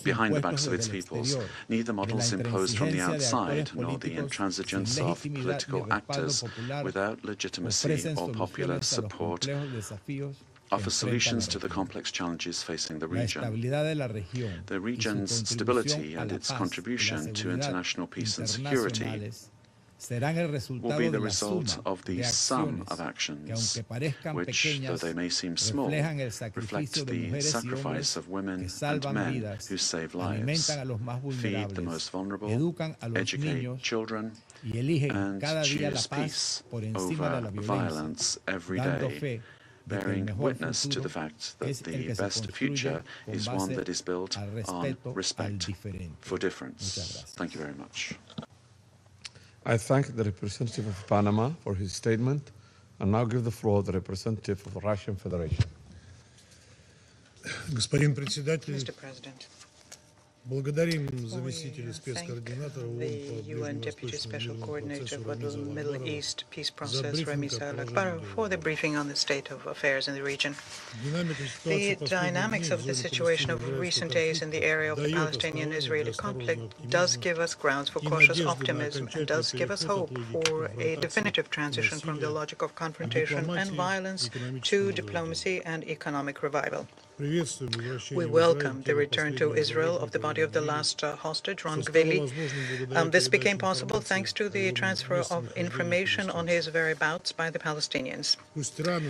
The wounds inflicted on the Israeli nation on the 7th of October 2023 may still be fresh, but we do hope that this symbolic event, which marked the final reunification of all families with their loved ones, will lay a solid foundation for restoring relations between the two peoples. At the same time, should we under no circumstances forget about the Palestinians who lost loved ones or were separated from their relatives? In addition to more than 70,000 who died during the conflict, since the cessation of fire in October 2025, 710 bodies have been dug out from under the rubble of Gaza, and thousands remain there. And finding of each of them them has no less significance for the Palestinian people and for the cause of reconciliation. We note the long-awaited start of the second phase of President Plan's peace plan, which the American side announced on 14th January. The launch of the work of transitional structures in the enclave, first and foremost, the National Committee on the Administration of Gaza, headed by the experienced PA civil servant Ali Shahs, lays the foundation for restoring the sector. We are convinced that success in implementing the peace initiative is only possible provided there is strict respect for the interests and rights of the Palestinian people, and also provided there is close coordination of the temporary structures with the PA. We emphasize that it's inadmissible to have any plans for the forced relocation of the Gazans, no matter what plausible pretext they may be furnished with. We expect in the foreseeable future the restoration of the administrative, political, and economic unity of Gaza and the West Bank, including East Jerusalem, within the framework of the Palestinian state within the 1967 borders. And we await from the American side more specifics regarding the prospects for the deployment in the sector of the international stabilization forces, including information on its composition, size, and the mandate of this mission. Based on the long-term experience of peacekeeping operations, we believe that the effectiveness of the ISF will directly depend on the presence of consent by the parties and the ability of the mission to impartially fulfill its mandated tasks. At the same time, the use of force must be strictly limited in order to avoid drawing the peacekeepers into the conflict as one of its sides. Overall, we believe that the future implementation of the peace plan will require the mediators to focus on finding a comprehensive negotiated solution to the problem of disarming Palestinian groups and withdrawing Israeli units from Gaza. Attempts to have a forceful solution here will lead to nothing. Mr. President, now, when the body of the last hostage has been returned, the Israeli side has no grounds left for any further delay in fulfilling its humanitarian obligations towards the Gazans. We would like to recall here that Israel's humanitarian obligations are in points 7 and 8 of Donald Trump's peace plan, as well as in operative paragraph 3 of UN Security Council Resolution 2803, which approved it, and where the importance of resuming full-scale delivery of humanitarian aid to the Gaza Strip through cooperating organizations, including the UN, is stated directly. This concerns, amongst other things, the need of fully opening the Rafah crossing, which was announced only on the 26th January, in other words, 3.5 months after the conclusion of the ceasefire agreement. Unfortunately, the humanitarian situation in Gaza continues to remain catastrophic under conditions of total destruction and restrictions on the delivery of cargo supplies. The continuing prohibitions in carrying out humanitarian operations and importing necessary goods, as well as equipment for clearing the rubble, seriously aggravate the situation of the Gazans. Palestinians continue to die under Israeli strikes, suffer from hunger, from the virtual absence of any medical assistance and access to education, to which now winter cold has been added. Since 10th of October 2025, about 500 people have been killed. At least 9 of them have died of hypothermia.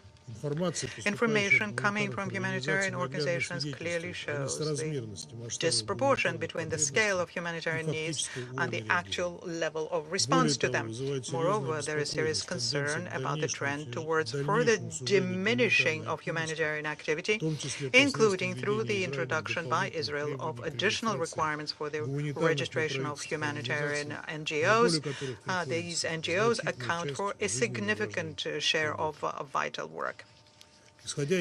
And it is precisely based on the acute needs and urgent requirements of the Palestinians that we announced our readiness to provide $1 billion from Russian assets which were frozen by the previous U.S. administrations for projects for restoration and reconstruction of the Gaza Strip. We call on Israel to refrain from actions undermining humanitarian response and to ensure that humanitarian structures can have safe and unimpeded access necessary to overcome the consequences of one of the most acute crises of our times. Mr. President, the situation surrounding UNRWA requires special attention.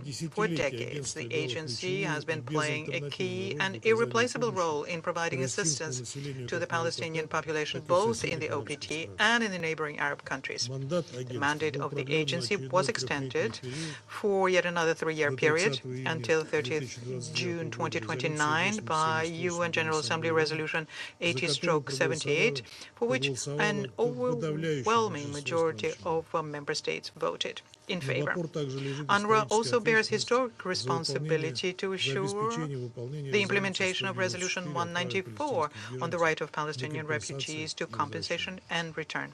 At the same time, today, the agency is facing unprecedented pressure and systemic obstacles to its activities. Unfortunately, UNRWA is forced to direct significant efforts not only to supporting those in need, but also to protecting its own staff from threats, from pressure, and from persecution. The Israeli side has prohibited the supply of electricity and water to UNRWA facilities, cancelled tax benefits and immunities from lawsuits, and the right to use banking and payment means. By the end of January, a forced disconnection of the agency's schools, clinics, and utility facilities from power and water supply systems will begin, and this will affect the provision of social services to tens of thousands of Arab residents of East Jerusalem. Since the beginning of the escalation of hostilities in Gaza, 309 UNRWA staff members have been killed, and we express our sincere condolences to their families and loved ones and call for an impartial investigation and bringing those responsible to justice. We note the recent statement made by the UN Secretary General with strong condemnation of Israel's anti-UNRWA course, including the demolition on the 20th January of the agency's headquarters, and we express concern over such unprecedented steps. We call on the Israeli leadership to reverse them and refrain from further unilateral campaign against the UN humanitarian entity and to observe its obligations as a UN member state.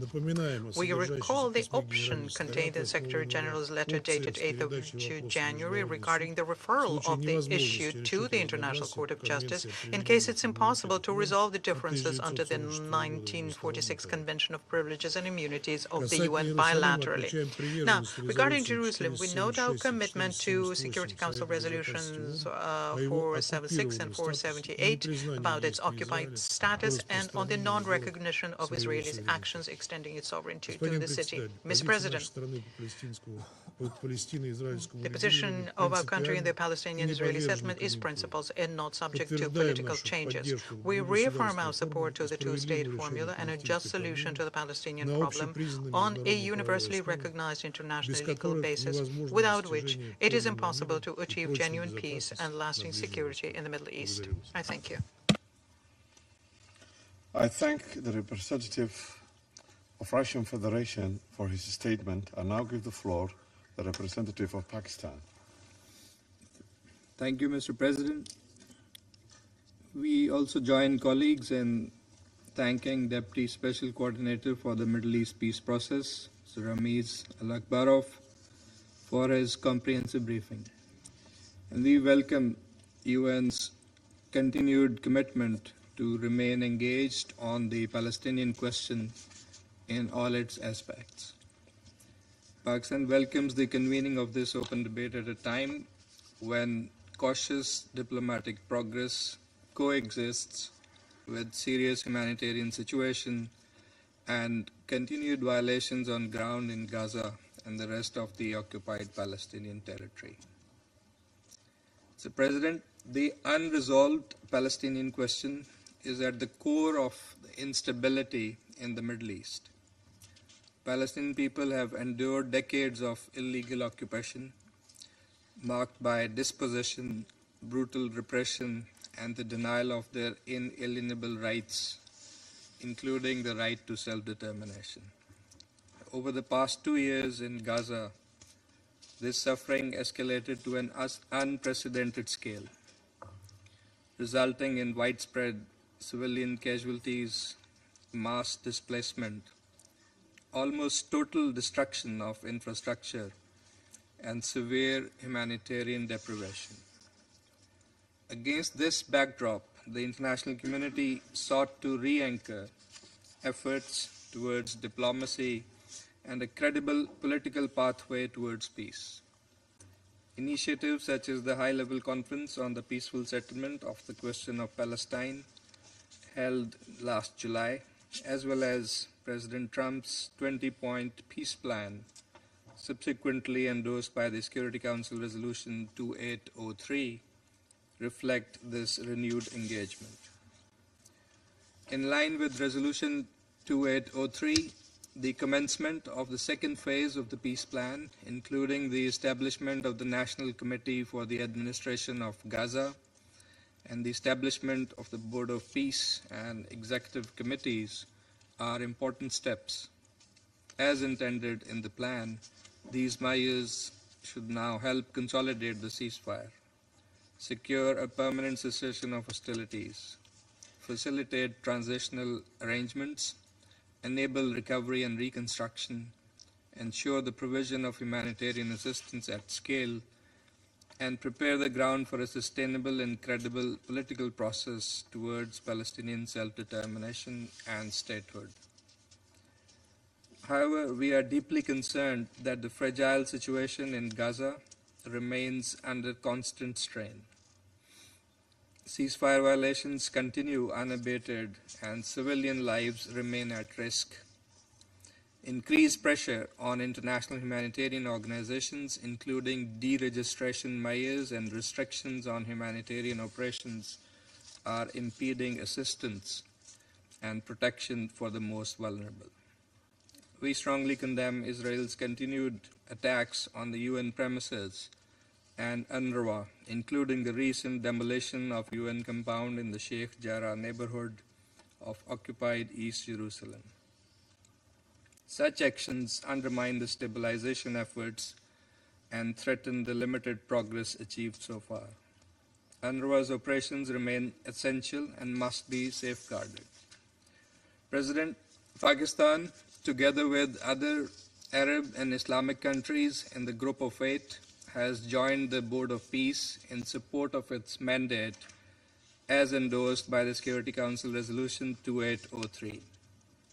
In a joint statement, the foreign ministers of the group reiterated their support for the peace efforts led by President Donald Trump and reaffirmed their commitment to implementing the mission of the Peace Board as a transitional administration as set out in Comprehensive Plan to End the Gaza Conflict and endorsed by Resolution 2803, aimed at consolidating a permanent ceasefire, supporting the reconstruction of Gaza, and advancing a just and lasting peace grounded in the Palestinian right to self-determination and statehood in accordance with international law, thereby paving the way for security and stability for all countries and peoples of the region.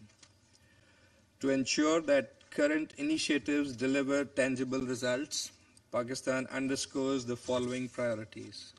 First, globally, on the process and its objectives.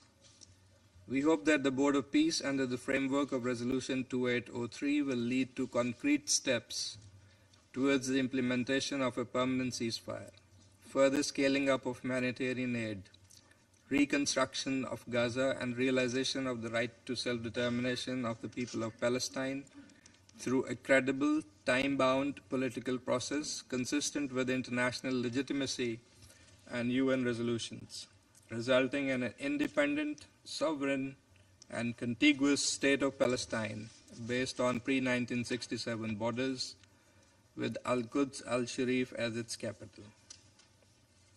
That, Mr. President, is the ultimate goal supported by the international community. Palestinian-led governance and institutional strengthening, with a central role of the Palestinian Authority, are indispensable in this regard. Second, and specifically on ceasefire, full respect for the ceasefire must be ensured with a view to a permanent cessation of hostilities.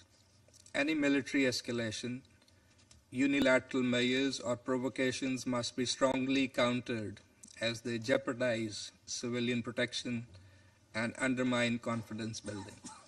Third, on the humanitarian situation, attacks on UN premises, UNRWA, humanitarian organizations and personnel, and their facilities, as well as administrative restrictions on international organizations, are unacceptable and contrary to international humanitarian law. Full, safe, sustained, and unimpeded humanitarian assistance at scale must be ensured. UNRWA's role in this regard remains critical. Fourth, recovery and reconstruction. That should begin without delay, with no annexation, forced displacement, or alteration of the territorial unity of the occupied Palestinian territory. The contiguity of Gaza and the West Bank is indispensable for the viability of the Palestinian state. Fifth, illegal settlement activity, settler violence, and attempts to alter the demographic, legal, or historical character of the occupied territory, including the holy sites, must cease immediately. Israel, the occupying power, must also be compelled to immediately halt its illegal and destabilizing actions in Syria and Lebanon in violation of the sovereignty and territorial integrity and the relevant Security Council resolutions. Israel must completely vacate all occupied Arab territories. Sixth, accountability is indispensable. For without justice and respect for international law, there can be no durable peace. And finally, the political horizon. A credible, irreversible, and time-bound process culminating in the realization of Palestinian statehood in accordance with international legitimacy. All diplomatic initiatives, including President Trump's Gaza peace plan, a high-level conference on the peaceful settlement of the question of Palestine, and the Global Alliance for the Two-State Solution must reinforce one another through coordinated and concrete implementation.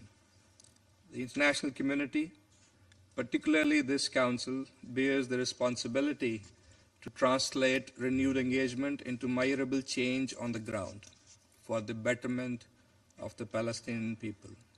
Pakistan's solidarity with the Palestinian people remains firm and unwavering. We stand ready to work with members of the Council, regional and international partners, and the United States to advance a just and lasting solution to the Palestinian question and a comprehensive peace in the Middle East. I thank you. I thank the representative of Pakistan for his statement, and now give the floor to the representative of Kingdom of Bahrain. Thank you, Mr. President. At the outset, I'd like to express our gratitude to Your Excellency and the delegation of the Federal Republic of Somalia, and we congratulate you on your presidency of the Security Council this month. We thank Mr. Ramiz Alakbarov, the Deputy Peace Coordinator, for his briefing. We welcome the foreign ministers of Greece and Liberia with us today, and I welcome all of those taking part in this meeting. Mr. President, the Kingdom of Bahrain and the peoples of the Middle East and the entire world look forward to putting an end to the Palestinian-Israeli conflict, which has lasted for nearly 80 years. It has inflicted heavy and irreparable losses in lives, property, capabilities, and infrastructure in the region. A conflict that has deprived successive generations of the opportunity to live in security, stability, freedom, and dignity in the absence of a just and lasting solution to the question of Palestine. The Kingdom of Bahrain firmly believes in the need for a discourse of peace and hope to prevail in the region, and to provide a secure, stable, and sustainable environment to fulfill the rights of the brotherly Palestinian people to self-determination and the establishment of a sovereign and independent state side by side with the State of Israel, and in a manner that contributes to the promotion of peace, security, and prosperity that benefits all the peoples of the region and safeguards all international interests. This is done through using peaceful solutions to put an end through negotiation and through dialogue and diplomatic efforts. This meeting coincides with the commemoration of the International Day for Peaceful Coexistence, which my country, the Kingdom of Bahrain, initiated as a proposal to the United Nations. And this was based on our belief that the consolidation of a culture of dialogue and mutual respect and tolerance and coexistence among peoples is an indispensable basis for achieving a just and sustainable peace, especially in the region, a region that has long suffered from conflicts and struggles such as the Middle East. The Kingdom of Bahrain commends the positive initiatives that pave the way towards achieving a just, comprehensive and lasting peace in the region. And we reiterate that we welcome the announcement of the start of the second phase of the comprehensive plan to end the conflict in Gaza under the auspices of His Excellency, U.S. President Donald Trump. We welcome the formation of the Palestinian National Committee for the administration of the Gaza Strip as an interim transitional body.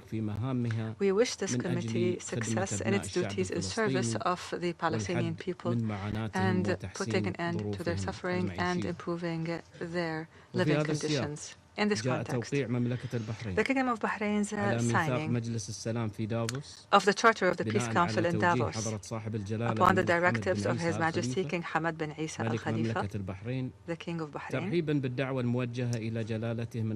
we signed this charter to welcome the invitation extended to His Majesty by the President of the United States to join the Peace Council, because the Kingdom believes in the importance of moving towards the full implementation of the peace plan on the Gaza Strip, in that it presents an international framework that supports the protection and safeguarding the legitimate right of the brotherly Palestinian people and the achievement of a sustainable peace in the region. The Kingdom of Bahrain affirms its appreciation for the efforts made by the United States of America to put an end to the war and to establish a sustainable peace in the region. We expressed our hope that the Peace Council would contribute to promoting and supporting stability, development and prosperity for all. The Kingdom of Bahrain also calls on all parties to work on ensuring the success of recent diplomatic efforts, especially the Trump peace plan. We emphasize the use of dialogue and negotiation as a means to address any obstacles or concerns. We stress the need to establish a comprehensive and lasting ceasefire in Gaza and facilitate the sustainable and adequate delivery of humanitarian aid to civilians in the Gaza Strip, and the need to start reconstruction and recovery there. In addition, we reject any attempt or any schemes to forcibly evict persons from the Palestinian territories or the settlement expansion, which is considered a violation of Security Council Resolution 2334 or anything that would harm the religious and historic status of the city of Al-Quds, Jerusalem, as a city that has throughout history encompassed the three divine religions, Judaism, Christianity and Islam, in fraternity and in peace. And in this context, we affirm the outcomes of the 33rd Arab Summit, known as the Bahrain Summit, and the initiatives it launched, including a call for convening an international peace conference and intensifying diplomatic efforts aimed at increasing international recognition of the state of Palestine and supporting granting it full membership in the United Nations, and calling for the need to guarantee the right to education and health services to those affected by conflicts in the region. We also stress the importance of supporting all regional and international efforts aimed at alleviating the suffering of the brotherly Palestinian people, including relief efforts that the United Nations performs through the United Nations Relief and Works Agency for Palestine Refugees, the Honorable. to provide support and relief to millions of refugees in the Palestinian territories, Jordan, Syria, and Lebanon until a just and comprehensive political solution is reached in a manner that guarantees their legitimate rights and in accordance with international law and international legitimacy resolutions. The Kingdom of Bahrain commends the positive steps taken by the Palestinian Authority, including its acceptance of the plan of His Excellency, the U.S. President on Gaza, and Security Council Resolution 2803. We consider those a positive path towards a permanent and stable situation in the Gaza Strip as an integral part of the Palestinian state. The Kingdom of Bahrain welcomes the Palestinian Authority's intention to hold local elections in the West Bank and Gaza Strip on the 15th of April. We stress the importance of the democratic process and the participation of the Palestinian people in determining their future. In conclusion, the Kingdom of Bahrain reiterates its call on the international community to support the rights of the Palestinian people to establish their national independent state with East Jerusalem as its capital in accordance with the two-state solution and relevant international legitimacy resolutions and to grant it full membership in the United Nations. We affirm the need to work to achieve a just, comprehensive, and sustainable peace in the Middle East, in accordance with all of the relevant United Nations resolutions, the most recent of which was Resolution 2803, the Arab Peace Initiative of 2002, and here we stress the commitment of the Kingdom of Bahrain as a member concerned parties to support efforts aimed at guaranteeing the legitimate rights of the Palestinian people and to contribute effectively to the achievement of a just and lasting peace in the Middle East in a manner that preserves regional security and stability and maintains international peace and security and provides opportunities for prosperity for all the peoples of the region. I thank you, Mr. President. I thank the representative of the Kingdom of Bahrain and now give the floor to the representative of the Democratic Republic of the Congo. Monsieur le Président, la République démocratique du Congo tient à féliciter la République fédérale de la Somalie pour la diligence avec laquelle elle a dirigé les travaux du Conseil de sécurité tout au long du mois de janvier qui s'achève et pour avoir pris l'initiative d'organiser ce débat trimestriel sur la situation au Moyen-Orient, y compris la question de la Palestine. Nous saluons la présence dans cette salle du coordonnateur spécial adjoint pour le processus de paix au Moyen-Orient, ainsi que celle de leurs excellences, Madame et Messieurs les ministres des Affaires étrangères du Libéria et de la Grèce. La République démocratique du Congo demeure préoccupée par la persistance des tensions et des foyers d'instabilité of tensions and hotspots of instability across the Middle East, notably in Syria, in Yemen, or in Lebanon. The region is marked by the interweaving of political, security, and humanitarian crises, and the fragmentation of regional dynamics, the multiplication of armed actors, and the constant risk of escalation recalls for us that it's urgent to have a global, coherent approach found on respect for international law, so to prevent any expansion of conflicts and to preserve regional peace and security. Monsieur le Président, notre propos de ce matin va plus se focaliser sur la question palestinienne, épicentre de la crise au Moyen-Orient.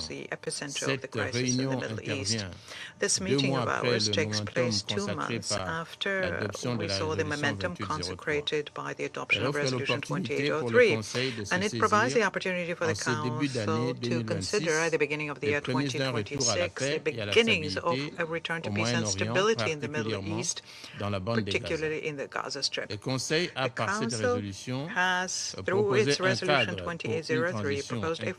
pour une transition inclusive, ce qui constitue une avancée importante. La crédibilité du Conseil de sécurité dépendra de sa mise en œuvre effective et transparente.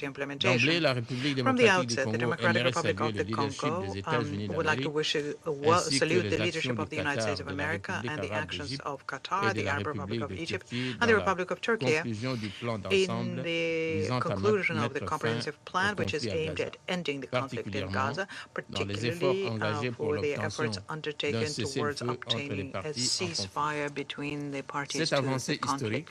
This historic advance certainly gives rise to hope for a positive dynamic in favor of population trapped by the war, but also leads us to recall once again the need to give preeminence to restrained dialogue and diplomacy as solution to crises, even the most acute crises. Likewise, the situation in Gaza recalls for us that without real political will and without sincere commitment and engagement, no de-escalation or any peace can be envisioned. La République démocratique du Congo note avec satisfaction les avancées sur le plan politique et diplomatique dans la résolution de la crise à Gaza. Elle salue notamment la récente nomination des animateurs du Conseil de paix et du Comité national pour l'administration de Gaza. Elle tient néanmoins à attirer l'attention du Conseil sur la situation humanitaire qui demeure profondément alarmante. La protection des civils, du personnel humanitaire et des infrastructures civiles doit rester une priorité absolue, conformément au droit international humanitaire. Malgré une amélioration partielle de l'acheminement de l'aide, les besoins demeurent immenses. La République démocratique du Congo appelle avec insistance à garantir un accès humanitaire sûr, rapide et sans entrave, ainsi qu'à un appui financier accru pour soutenir la réponse humanitaire des Nations Unies. À cet égard, nous soulignons la nécessité d'une approche constructive face au rôle de l'Office de secours et des travaux des Nations Unies pour les réfugiés de Palestine dans le Proche-Orient et les garanties de sécurité accordées aux agents des Nations Unies pendant l'exercice de leur mandat, en particulier celles touchant à la protection des populations civiles vulnérables. Monsieur le Président, pour conclure, les membres du Conseil ont une responsabilité collective de veiller au respect du cessez-le-feu et de s'assurer que celui-ci se transforme en une paix durable. Ils sont appelés à rester unis, vigilants et engagés afin d'accompagner les parties vers une stabilité réelle au bénéfice de toutes les populations de la région.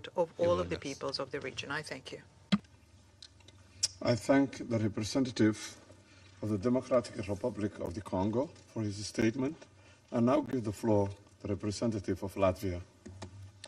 Thank you, Mr. President.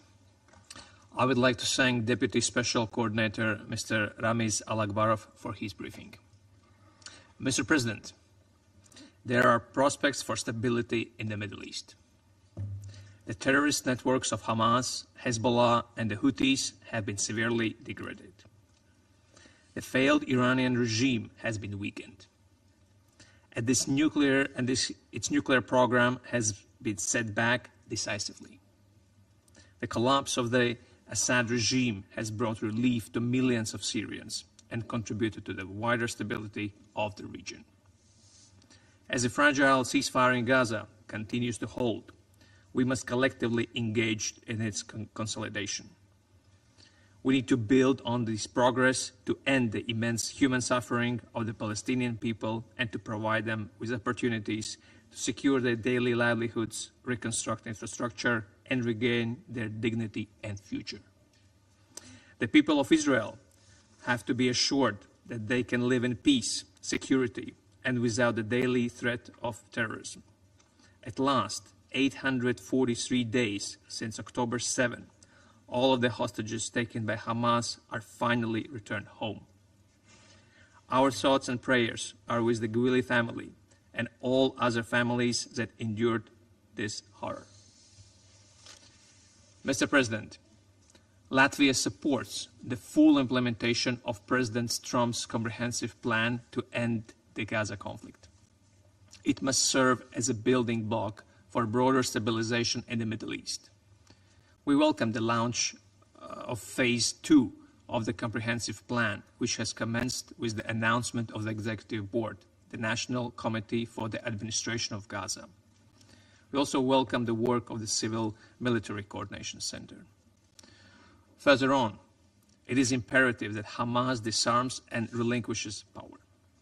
We look forward to the Board of Peace in its transitional administration capacity, as endorsed by the Security Council Resolution 2803, to provide strategic oversight of the implementation of the comprehensive plan and redevelopment of Gaza for the benefit of its people. We also await the International Stabilization Force to be generated and to fulfill its security role. Mr. President, with the transitional governing bodies taking up their duties, there is a pathway for tangible reconstruction and development, with drinking water and food, as well as hospitals and schools to be accessible to everyone throughout Gaza. The Palestinian Authority has to be assisted in building institutional capacities, implementing its reform agenda, and addressing security challenges. Mr. President, the past 2 years have confirmed that breaking the cycle of violence requires sustained investment in a viable political solution, a peace that addresses the security concerns and the legitimate aspirations of both Israelis and Palestinians. We should not lose sight of the objective of the two-state solution in accordance with international parameters as defined by Security Council resolutions and the New York Declaration endorsed last September. A just and lasting peace requires Gaza and the West Bank to be addressed as one unified entity.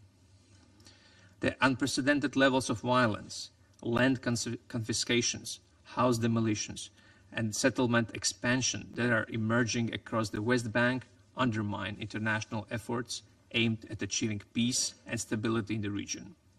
We strongly oppose any steps towards territorial or demographic change in occupied Palestinian territories and urge Israel to halt its settlement policy in the West Bank. Mr. President, the ultimate value of any plan is determined not by its quality on paper, but by its effective and efficient execution in the real world. We commend the dedication and courage of humanitarian workers who, despite extremely difficult circumstances, have responded swiftly to the urgent needs of civilians in Gaza. The immediate flow of aid following the peace agreement last October provided a vital lifeline, and it should be continuously ensured without interruption or obstruction. Humanitarian needs remain immense and are further exacerbated by dire weather conditions, with most civilians still lacking access to shelter, clean water, and basic medical care. In this regard, the adoption of new registration requirements for international non-governmental organizations raises serious concerns about their potential impact on humanitarian assistance. Safeguarding and enabling predictable and non-discriminatory operating environment remains essential to ensure that this vital assistance can continue in line with international humanitarian and human rights law. We call on Israel to engage in meaningful dialogue with affected stakeholders. Mr. President, the situation in Iran has reached an alarming level of repression. The regime has killed thousands of innocent protesters. It continues to carry out mass repression and an attempt to silence protesters. Latvia stands in solidarity with the brave people of Iran. We demand an immediate end to the violent oppression of its people who are simply exercising their fundamental rights. Iran's ongoing support for armed proxies and its aggressive regional interventions undermine security and stability across the Middle East and beyond.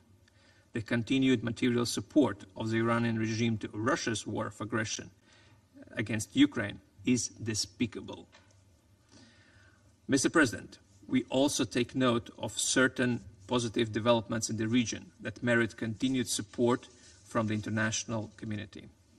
We welcome the Lebanese government's political commitment and efforts to foster economic recovery, reconstruction, and security, including steps taken to ensure the state's monopoly on weapons. We reaffirm our support to the implementation of the Security Council Resolution 1701 and the important role of UNIFIL.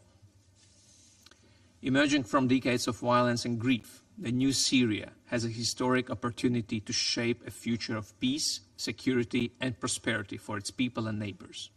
We welcome the efforts of Syrian transitional government to sustain security and advance an inclusive political transition and socio-economic recovery.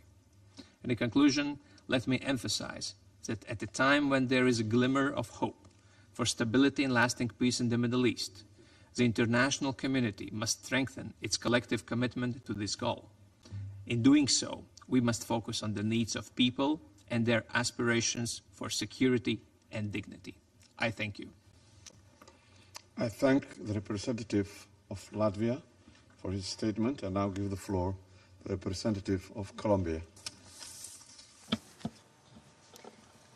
Thank you very much, Mr. President. Thank you for convening this open debate. I thank the Special Coordinator, Ramiz Alakbarov, for his briefing, and I greet the delegations participating in this meeting. As Colombia is taking the floor for the first time as a member of this Council in a meeting devoted to the question of Palestine, Colombia reiterates its solidarity with the Palestinian people and its commitment to the realization of their inalienable rights, including the right to self-determination. Mr. President, more than 3 months have gone by since the launch of the first phase of the peace plan for Gaza. While discussions of a second phase are being announced, repeated and increasingly serious violations of the ceasefire persist, as do restrictions on humanitarian access imposed by Israel. These 3 months have seen survivors of the genocide in Gaza face the total destruction of their livelihoods, enduring the harsh conditions of winter while the occupying power keeps crossings closed, unjustifiably restricts the entry of goods essential for survival, and targets more than 37 humanitarian organizations that constitute the sole lifeline for millions of Palestinians.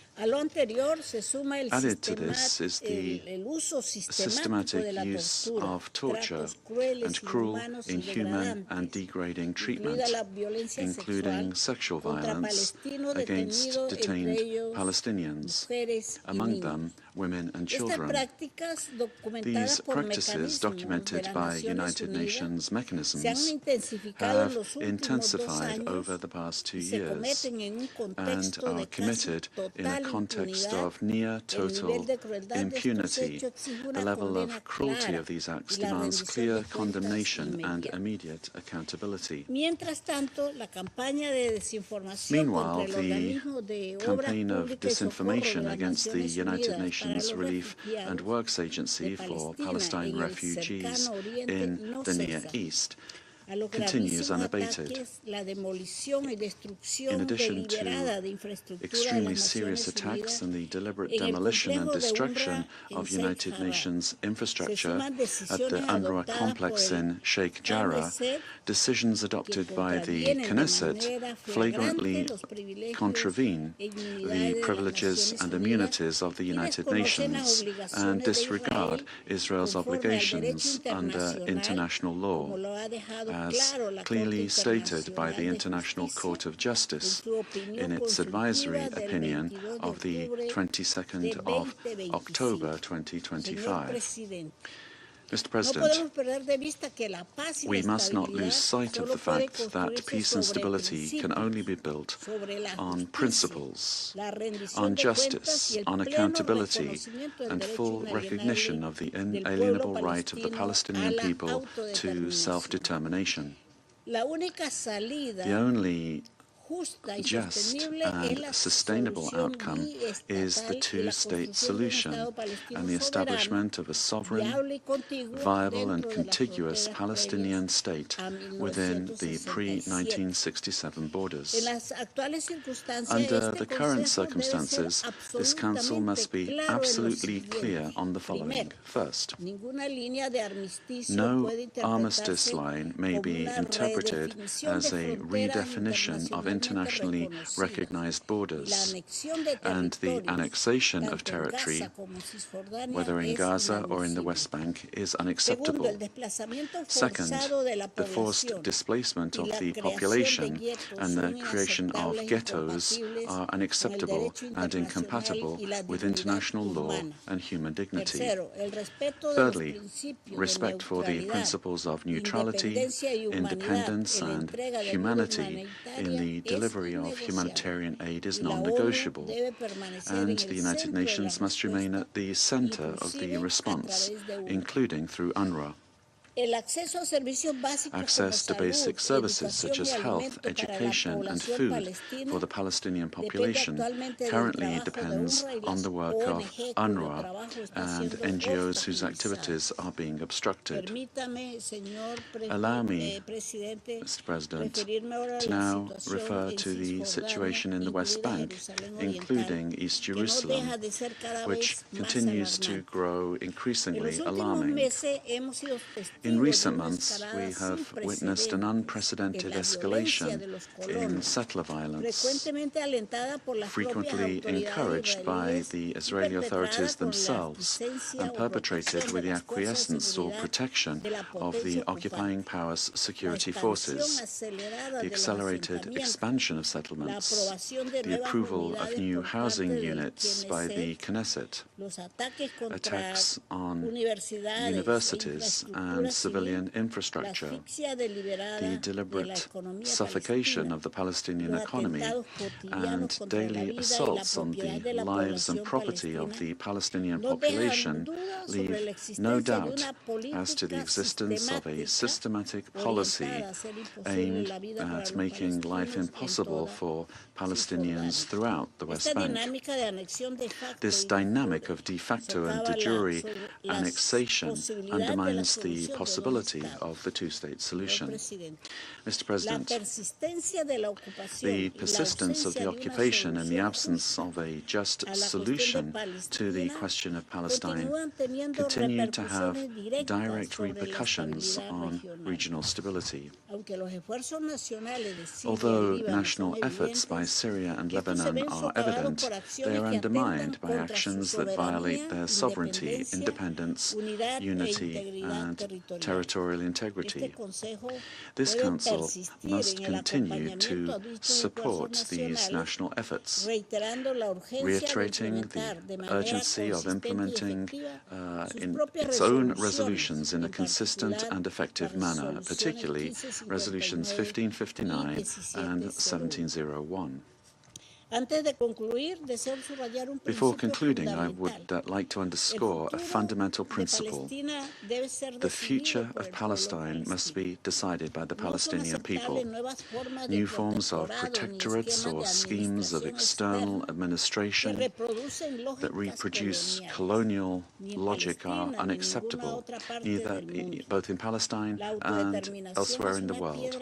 Self-determination is a cornerstone of this organization, and Colombia will continue to defend it. The Security Council bears the primary responsibility for the maintenance of international peace and security and cannot relinquish its powers to opaque or partial mechanisms.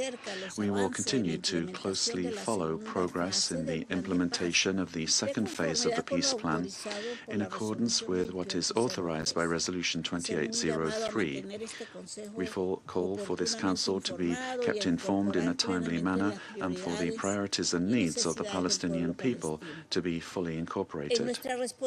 It is our responsibility as member states to ensure that the United Nations is an integral part of efforts to achieve a just, sustainable, and lasting peace in Palestine and throughout the Middle East region, a peace based on respect for life, international law, and human dignity. Thank you very much. I thank the representative of Colombia for her statement. I shall now make a statement in my capacity as the representative of Somalia. Excellencies, it's my honor in my capacity as the President of the Security Council to convene this high-level quarterly open debate on the Middle East. I welcome Her Excellency Ms. Sarah Vaisolov-Nayanti, Minister of Foreign Affairs of Liberia, and His Excellency Mr. Georgios Geropetraitis, Minister of Foreign Affairs of Greece, to the meeting. I also want to thank Special Coordinator Alakbarov for his valuable briefings. We meet as the Middle East faces an overlapping political, security, humanitarian, and socio-economic crisis, challenges whose effects are felt far beyond the region. The common thread running through this crisis is the urgent need for a sustained international engagement, renewed trust in multilateral diplomacy, and unwavering commitment to the Charter of United Nations. Let me begin with Palestine, where the ongoing tragedy in Gaza continues to shock the world's conscience. For years, civilians have endured relentless bombardment, mass displacement, and the collapse of essential services. The scale of destruction and catastrophic humanitarian conditions demand that this Council act with unity and resolve. Somalia stresses the international humanitarian law must be upheld fully without exception. The protection of civilians, humanitarian personnel, UN staff, and civilian infrastructure is a binding legal obligation. We reiterate the imperative of an immediate, comprehensive, and sustainable ceasefire and unhindered humanitarian access through multiple entry points. Just 2 days ago, the Council debated the rule of law among nations, a principle central to peace, security, and equality for all states. Yet, Israel has repeatedly violated these tenets without remorse or remedy. Its actions in Gaza, the West Bank, and beyond defy the international law, Security Council resolutions, and the most basic norms of the international system. This persistent impunity undermines not only justice in the Palestine, but also the credibility of this Council and the international order. Somalia is gravely concerned by Israel's escalating campaign against UNRWA, which remains vital for the survival and the dignity of millions of Palestinian refugees. UNRWA is not only a humanitarian actor, it's a lifeline delivering essential services to a population under occupation. Undermining UNRWA is a violation of humanitarian principles and abdication of Israel's responsibility as occupying power under the international law. Israel must ensure the welfare of Palestinian population, not obstruct or penalize those who provide critical support. We further condemn Israel's recent actions to recognize secessionist group in northwestern Somalia as an independent entity and reported plan to forcibly relocate Palestinians in the region in Somalia. Such actions are a direct violation of Somali sovereignty, unity, and territorial integrity, and threatens the draw of Horn of Africa into the destabilized currents of the Middle East conflict. Attempts to impose new political realities on the African continent set a dangerous precedent and erode the norms of international law and regional stability. The forced displacement of Palestinians from their homeland is unacceptable under international law. Any externally imposed scheme to relocate population or redraw borders will only deepen grievances, inflame tensions, and risk expanding the conflict. We are also deeply troubled by Israel's actions at the Holy Mosque in Jerusalem. Such provocations violate the sanctity of the world's most revered sites and threaten to ignite religious tensions across the region. Respect for religious sites is a fundamental obligation, and all parties must refrain from actions or rhetoric that endanger these sacred places and fragile coexistence they symbolize. The future of Gaza and the West Bank must be shaped by Palestinians themselves, restoring their political and territorial unity. Somalia reaffirms the two-state solution grounded in the relevant UN resolutions, and the Arab Peace Initiative and the New York Declaration remains the only credible framework for peace, justice, and security for Palestinians and Israelis. Turning to Lebanon, the situation along the Blue Line remains deeply concerning. Israel's violation of 1701 are a serious concern and cross-border exchange and a constant risk of miscalculation threaten to drag the region into wider conflict. Somalia emphasizes the UNIFIL safety and freedom of movement must be respected at all times. The stability, sovereignty, and territorial integrity of Lebanon are essential for regional equilibrium. In Syria, the consequences of conflict remain acute. The country faces political stagnation, humanitarian distress, and ongoing instability. Any unilateral measures or externally driven arrangement risk undermining Syria's unity and sovereignty, and humanitarian access must be safe, principled, and predictable. Resolution 2254 remains the only international agreed framework for the lasting settlement. We urge renewed commitment to Syrian-owned process that advance national reconciliation and safe voluntary return of the refugees. Repeated Israeli strikes inside Syria, which escalate tensions, must cease in line with international law. In Yemen, the reopening of Aden Airport, stabilization in parts of the south have improved access, but shifting control and continued detention of UN and humanitarian staff in the north are unacceptable and must end. Chronic underfunding threats, life-saving operations, Yemen's path to peace requires a Yemeni-owned process grounded in established references. Stability comes when all parties honor their commitment and ensure weapons remain under state control. We reject against any attack on Yemen's sovereignty, territorial integrity, national unity, and independence. Regional dynamics involving Iran remain worrisome.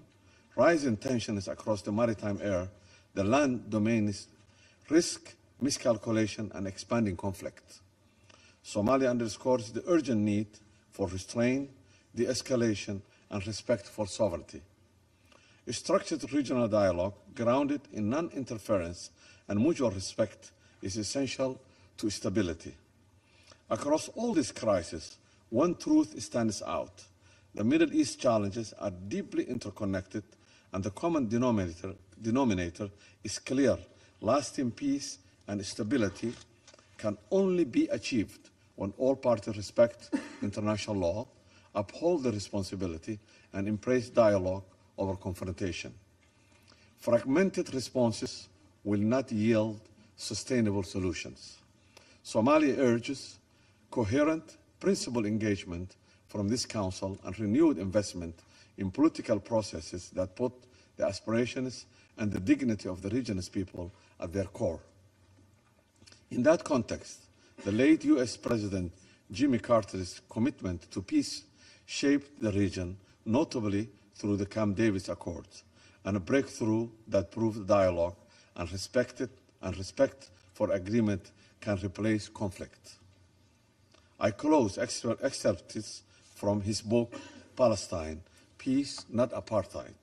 I quote, "The bottom line is this: peace will come to Israel and to the Middle East only when the Israeli government is willing to comply with international law, with a roadmap of peace, with official American policy, with wishes of the majority of its own citizens, and honor the previous commitments by accepting its legal borders."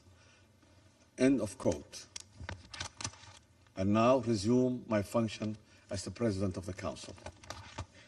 I wish to remind all speakers to limit their statements to no more than 3 minutes in order to enable the Council to carry out its work expeditiously The flashing light on the microphone will prompt speakers to bring their remarks to a close after 3 minutes.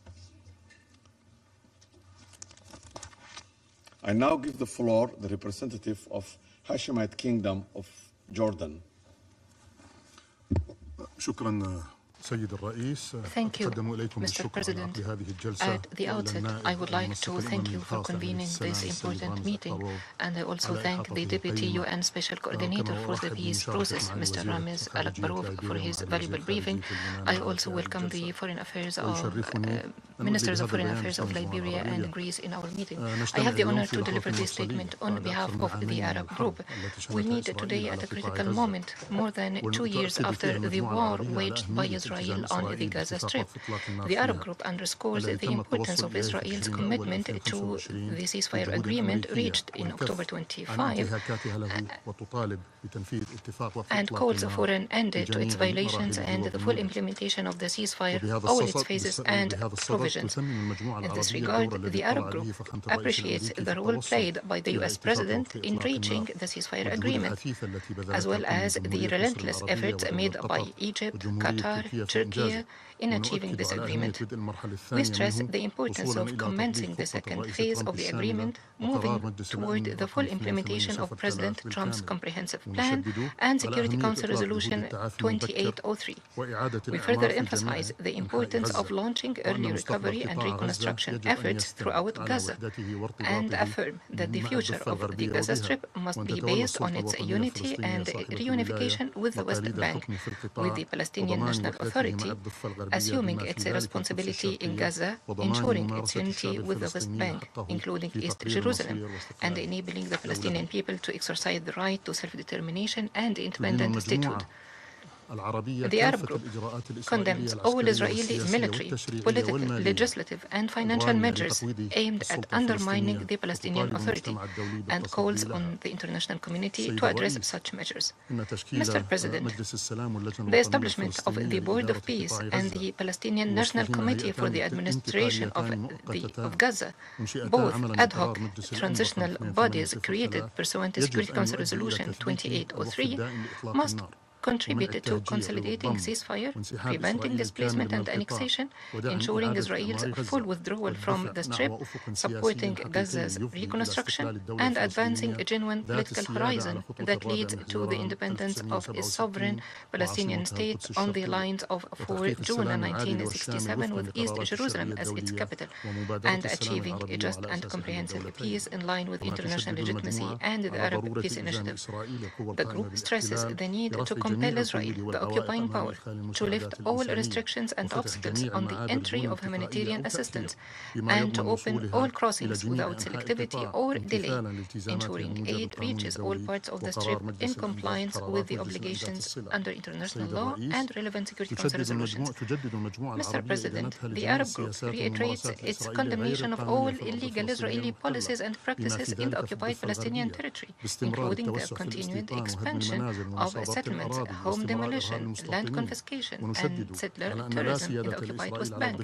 We emphasize that Israel has no sovereignty over the occupied West Bank or any part of the occupied Palestinian territory. In this regard, the group values and commends the reaffirmation by the US President that Israel must not annex the West Bank. The group also welcomes the adoption by the General Assembly of its resolution endorsing the New York Declaration on the Palestinian statehood and the implementation of the two-state solution issued by the International Conference on Peaceful Resolution of the Palestinian Question, co-chaired by Saudi Arabia and France.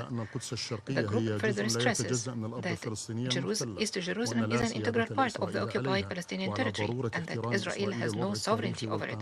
We emphasize the need for Israel to respect the historical and legal status quo at the Islamic and Christian holy sites.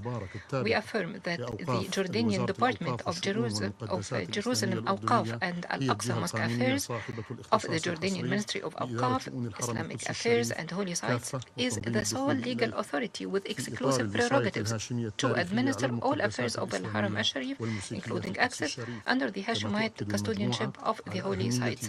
The Arab group also stresses the important role of the Jerusalem Committee and the Beit Mal al-Quds al-Sharif Agency and supports all the committee's efforts. Mr. President, the Arab Group reaffirms the indispensable role of UNRWA in providing essential services to over 5.5 million refugees across its areas of operation, pursuant to its UN mandate.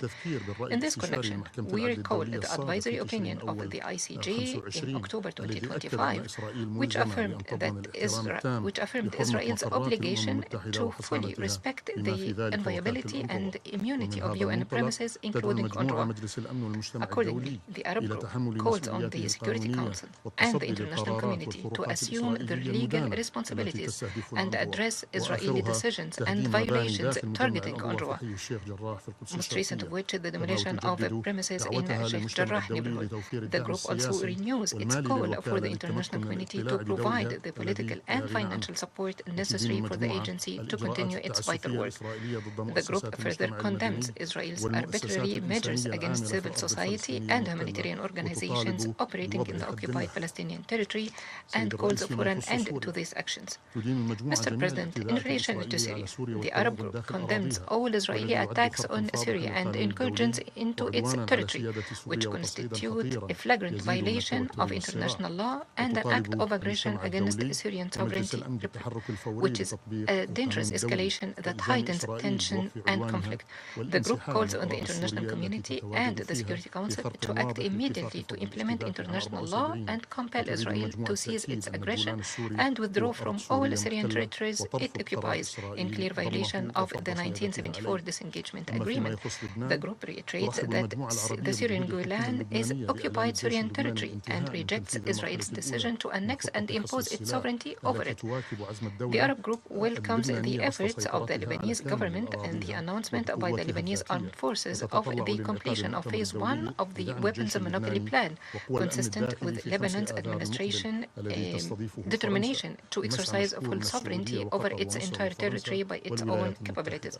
We look forward to the international conference to support the Lebanese army and internal security forces to be held on 5 March and hosted by France, with the appreciated efforts of Saudi Arabia, Qatar, Egypt, France, and the United States.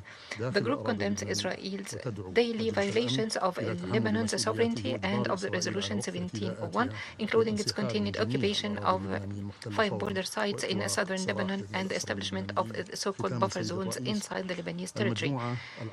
In conclusion, the Arab Group reaffirms that a just, comprehensive, and lasting peace is a strategic Arab choice. It remains the only path to this peace remains the establishment of an independent, sovereign Palestinian state on the 4 June 1967 lines, with East Jerusalem as its capital, in accordance with established terms of reference, the Arab Peace Initiative, and relevant international legitimacy resolutions. Thank you. Kingdom Jordan for his statement, and now give the floor to the representative of Philippines. Thank you, Mr. President. Since 1947, the question of Palestine has remained on the United Nations agenda, making it the longest-running issue before this organization. It is not merely a territorial dispute, but a defining political and moral issue whose resolution remains essential to peace and stability in the Middle East. The Philippines welcomes the cessation of hostilities in Gaza and the progress achieved under the comprehensive plan endorsed by the Security Council in Resolution 2803.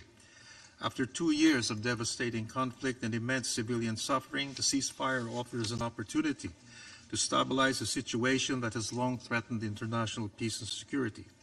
At the same time, the ceasefire remains fragile, making immediate and sustained Council attention to the implementation of the Gaza peace plan as essential.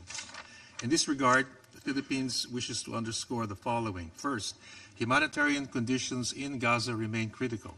While access has marginally improved, civilians continue to face severe food insecurity, widespread displacement, and the collapse of essential services, further aggravated by winter conditions.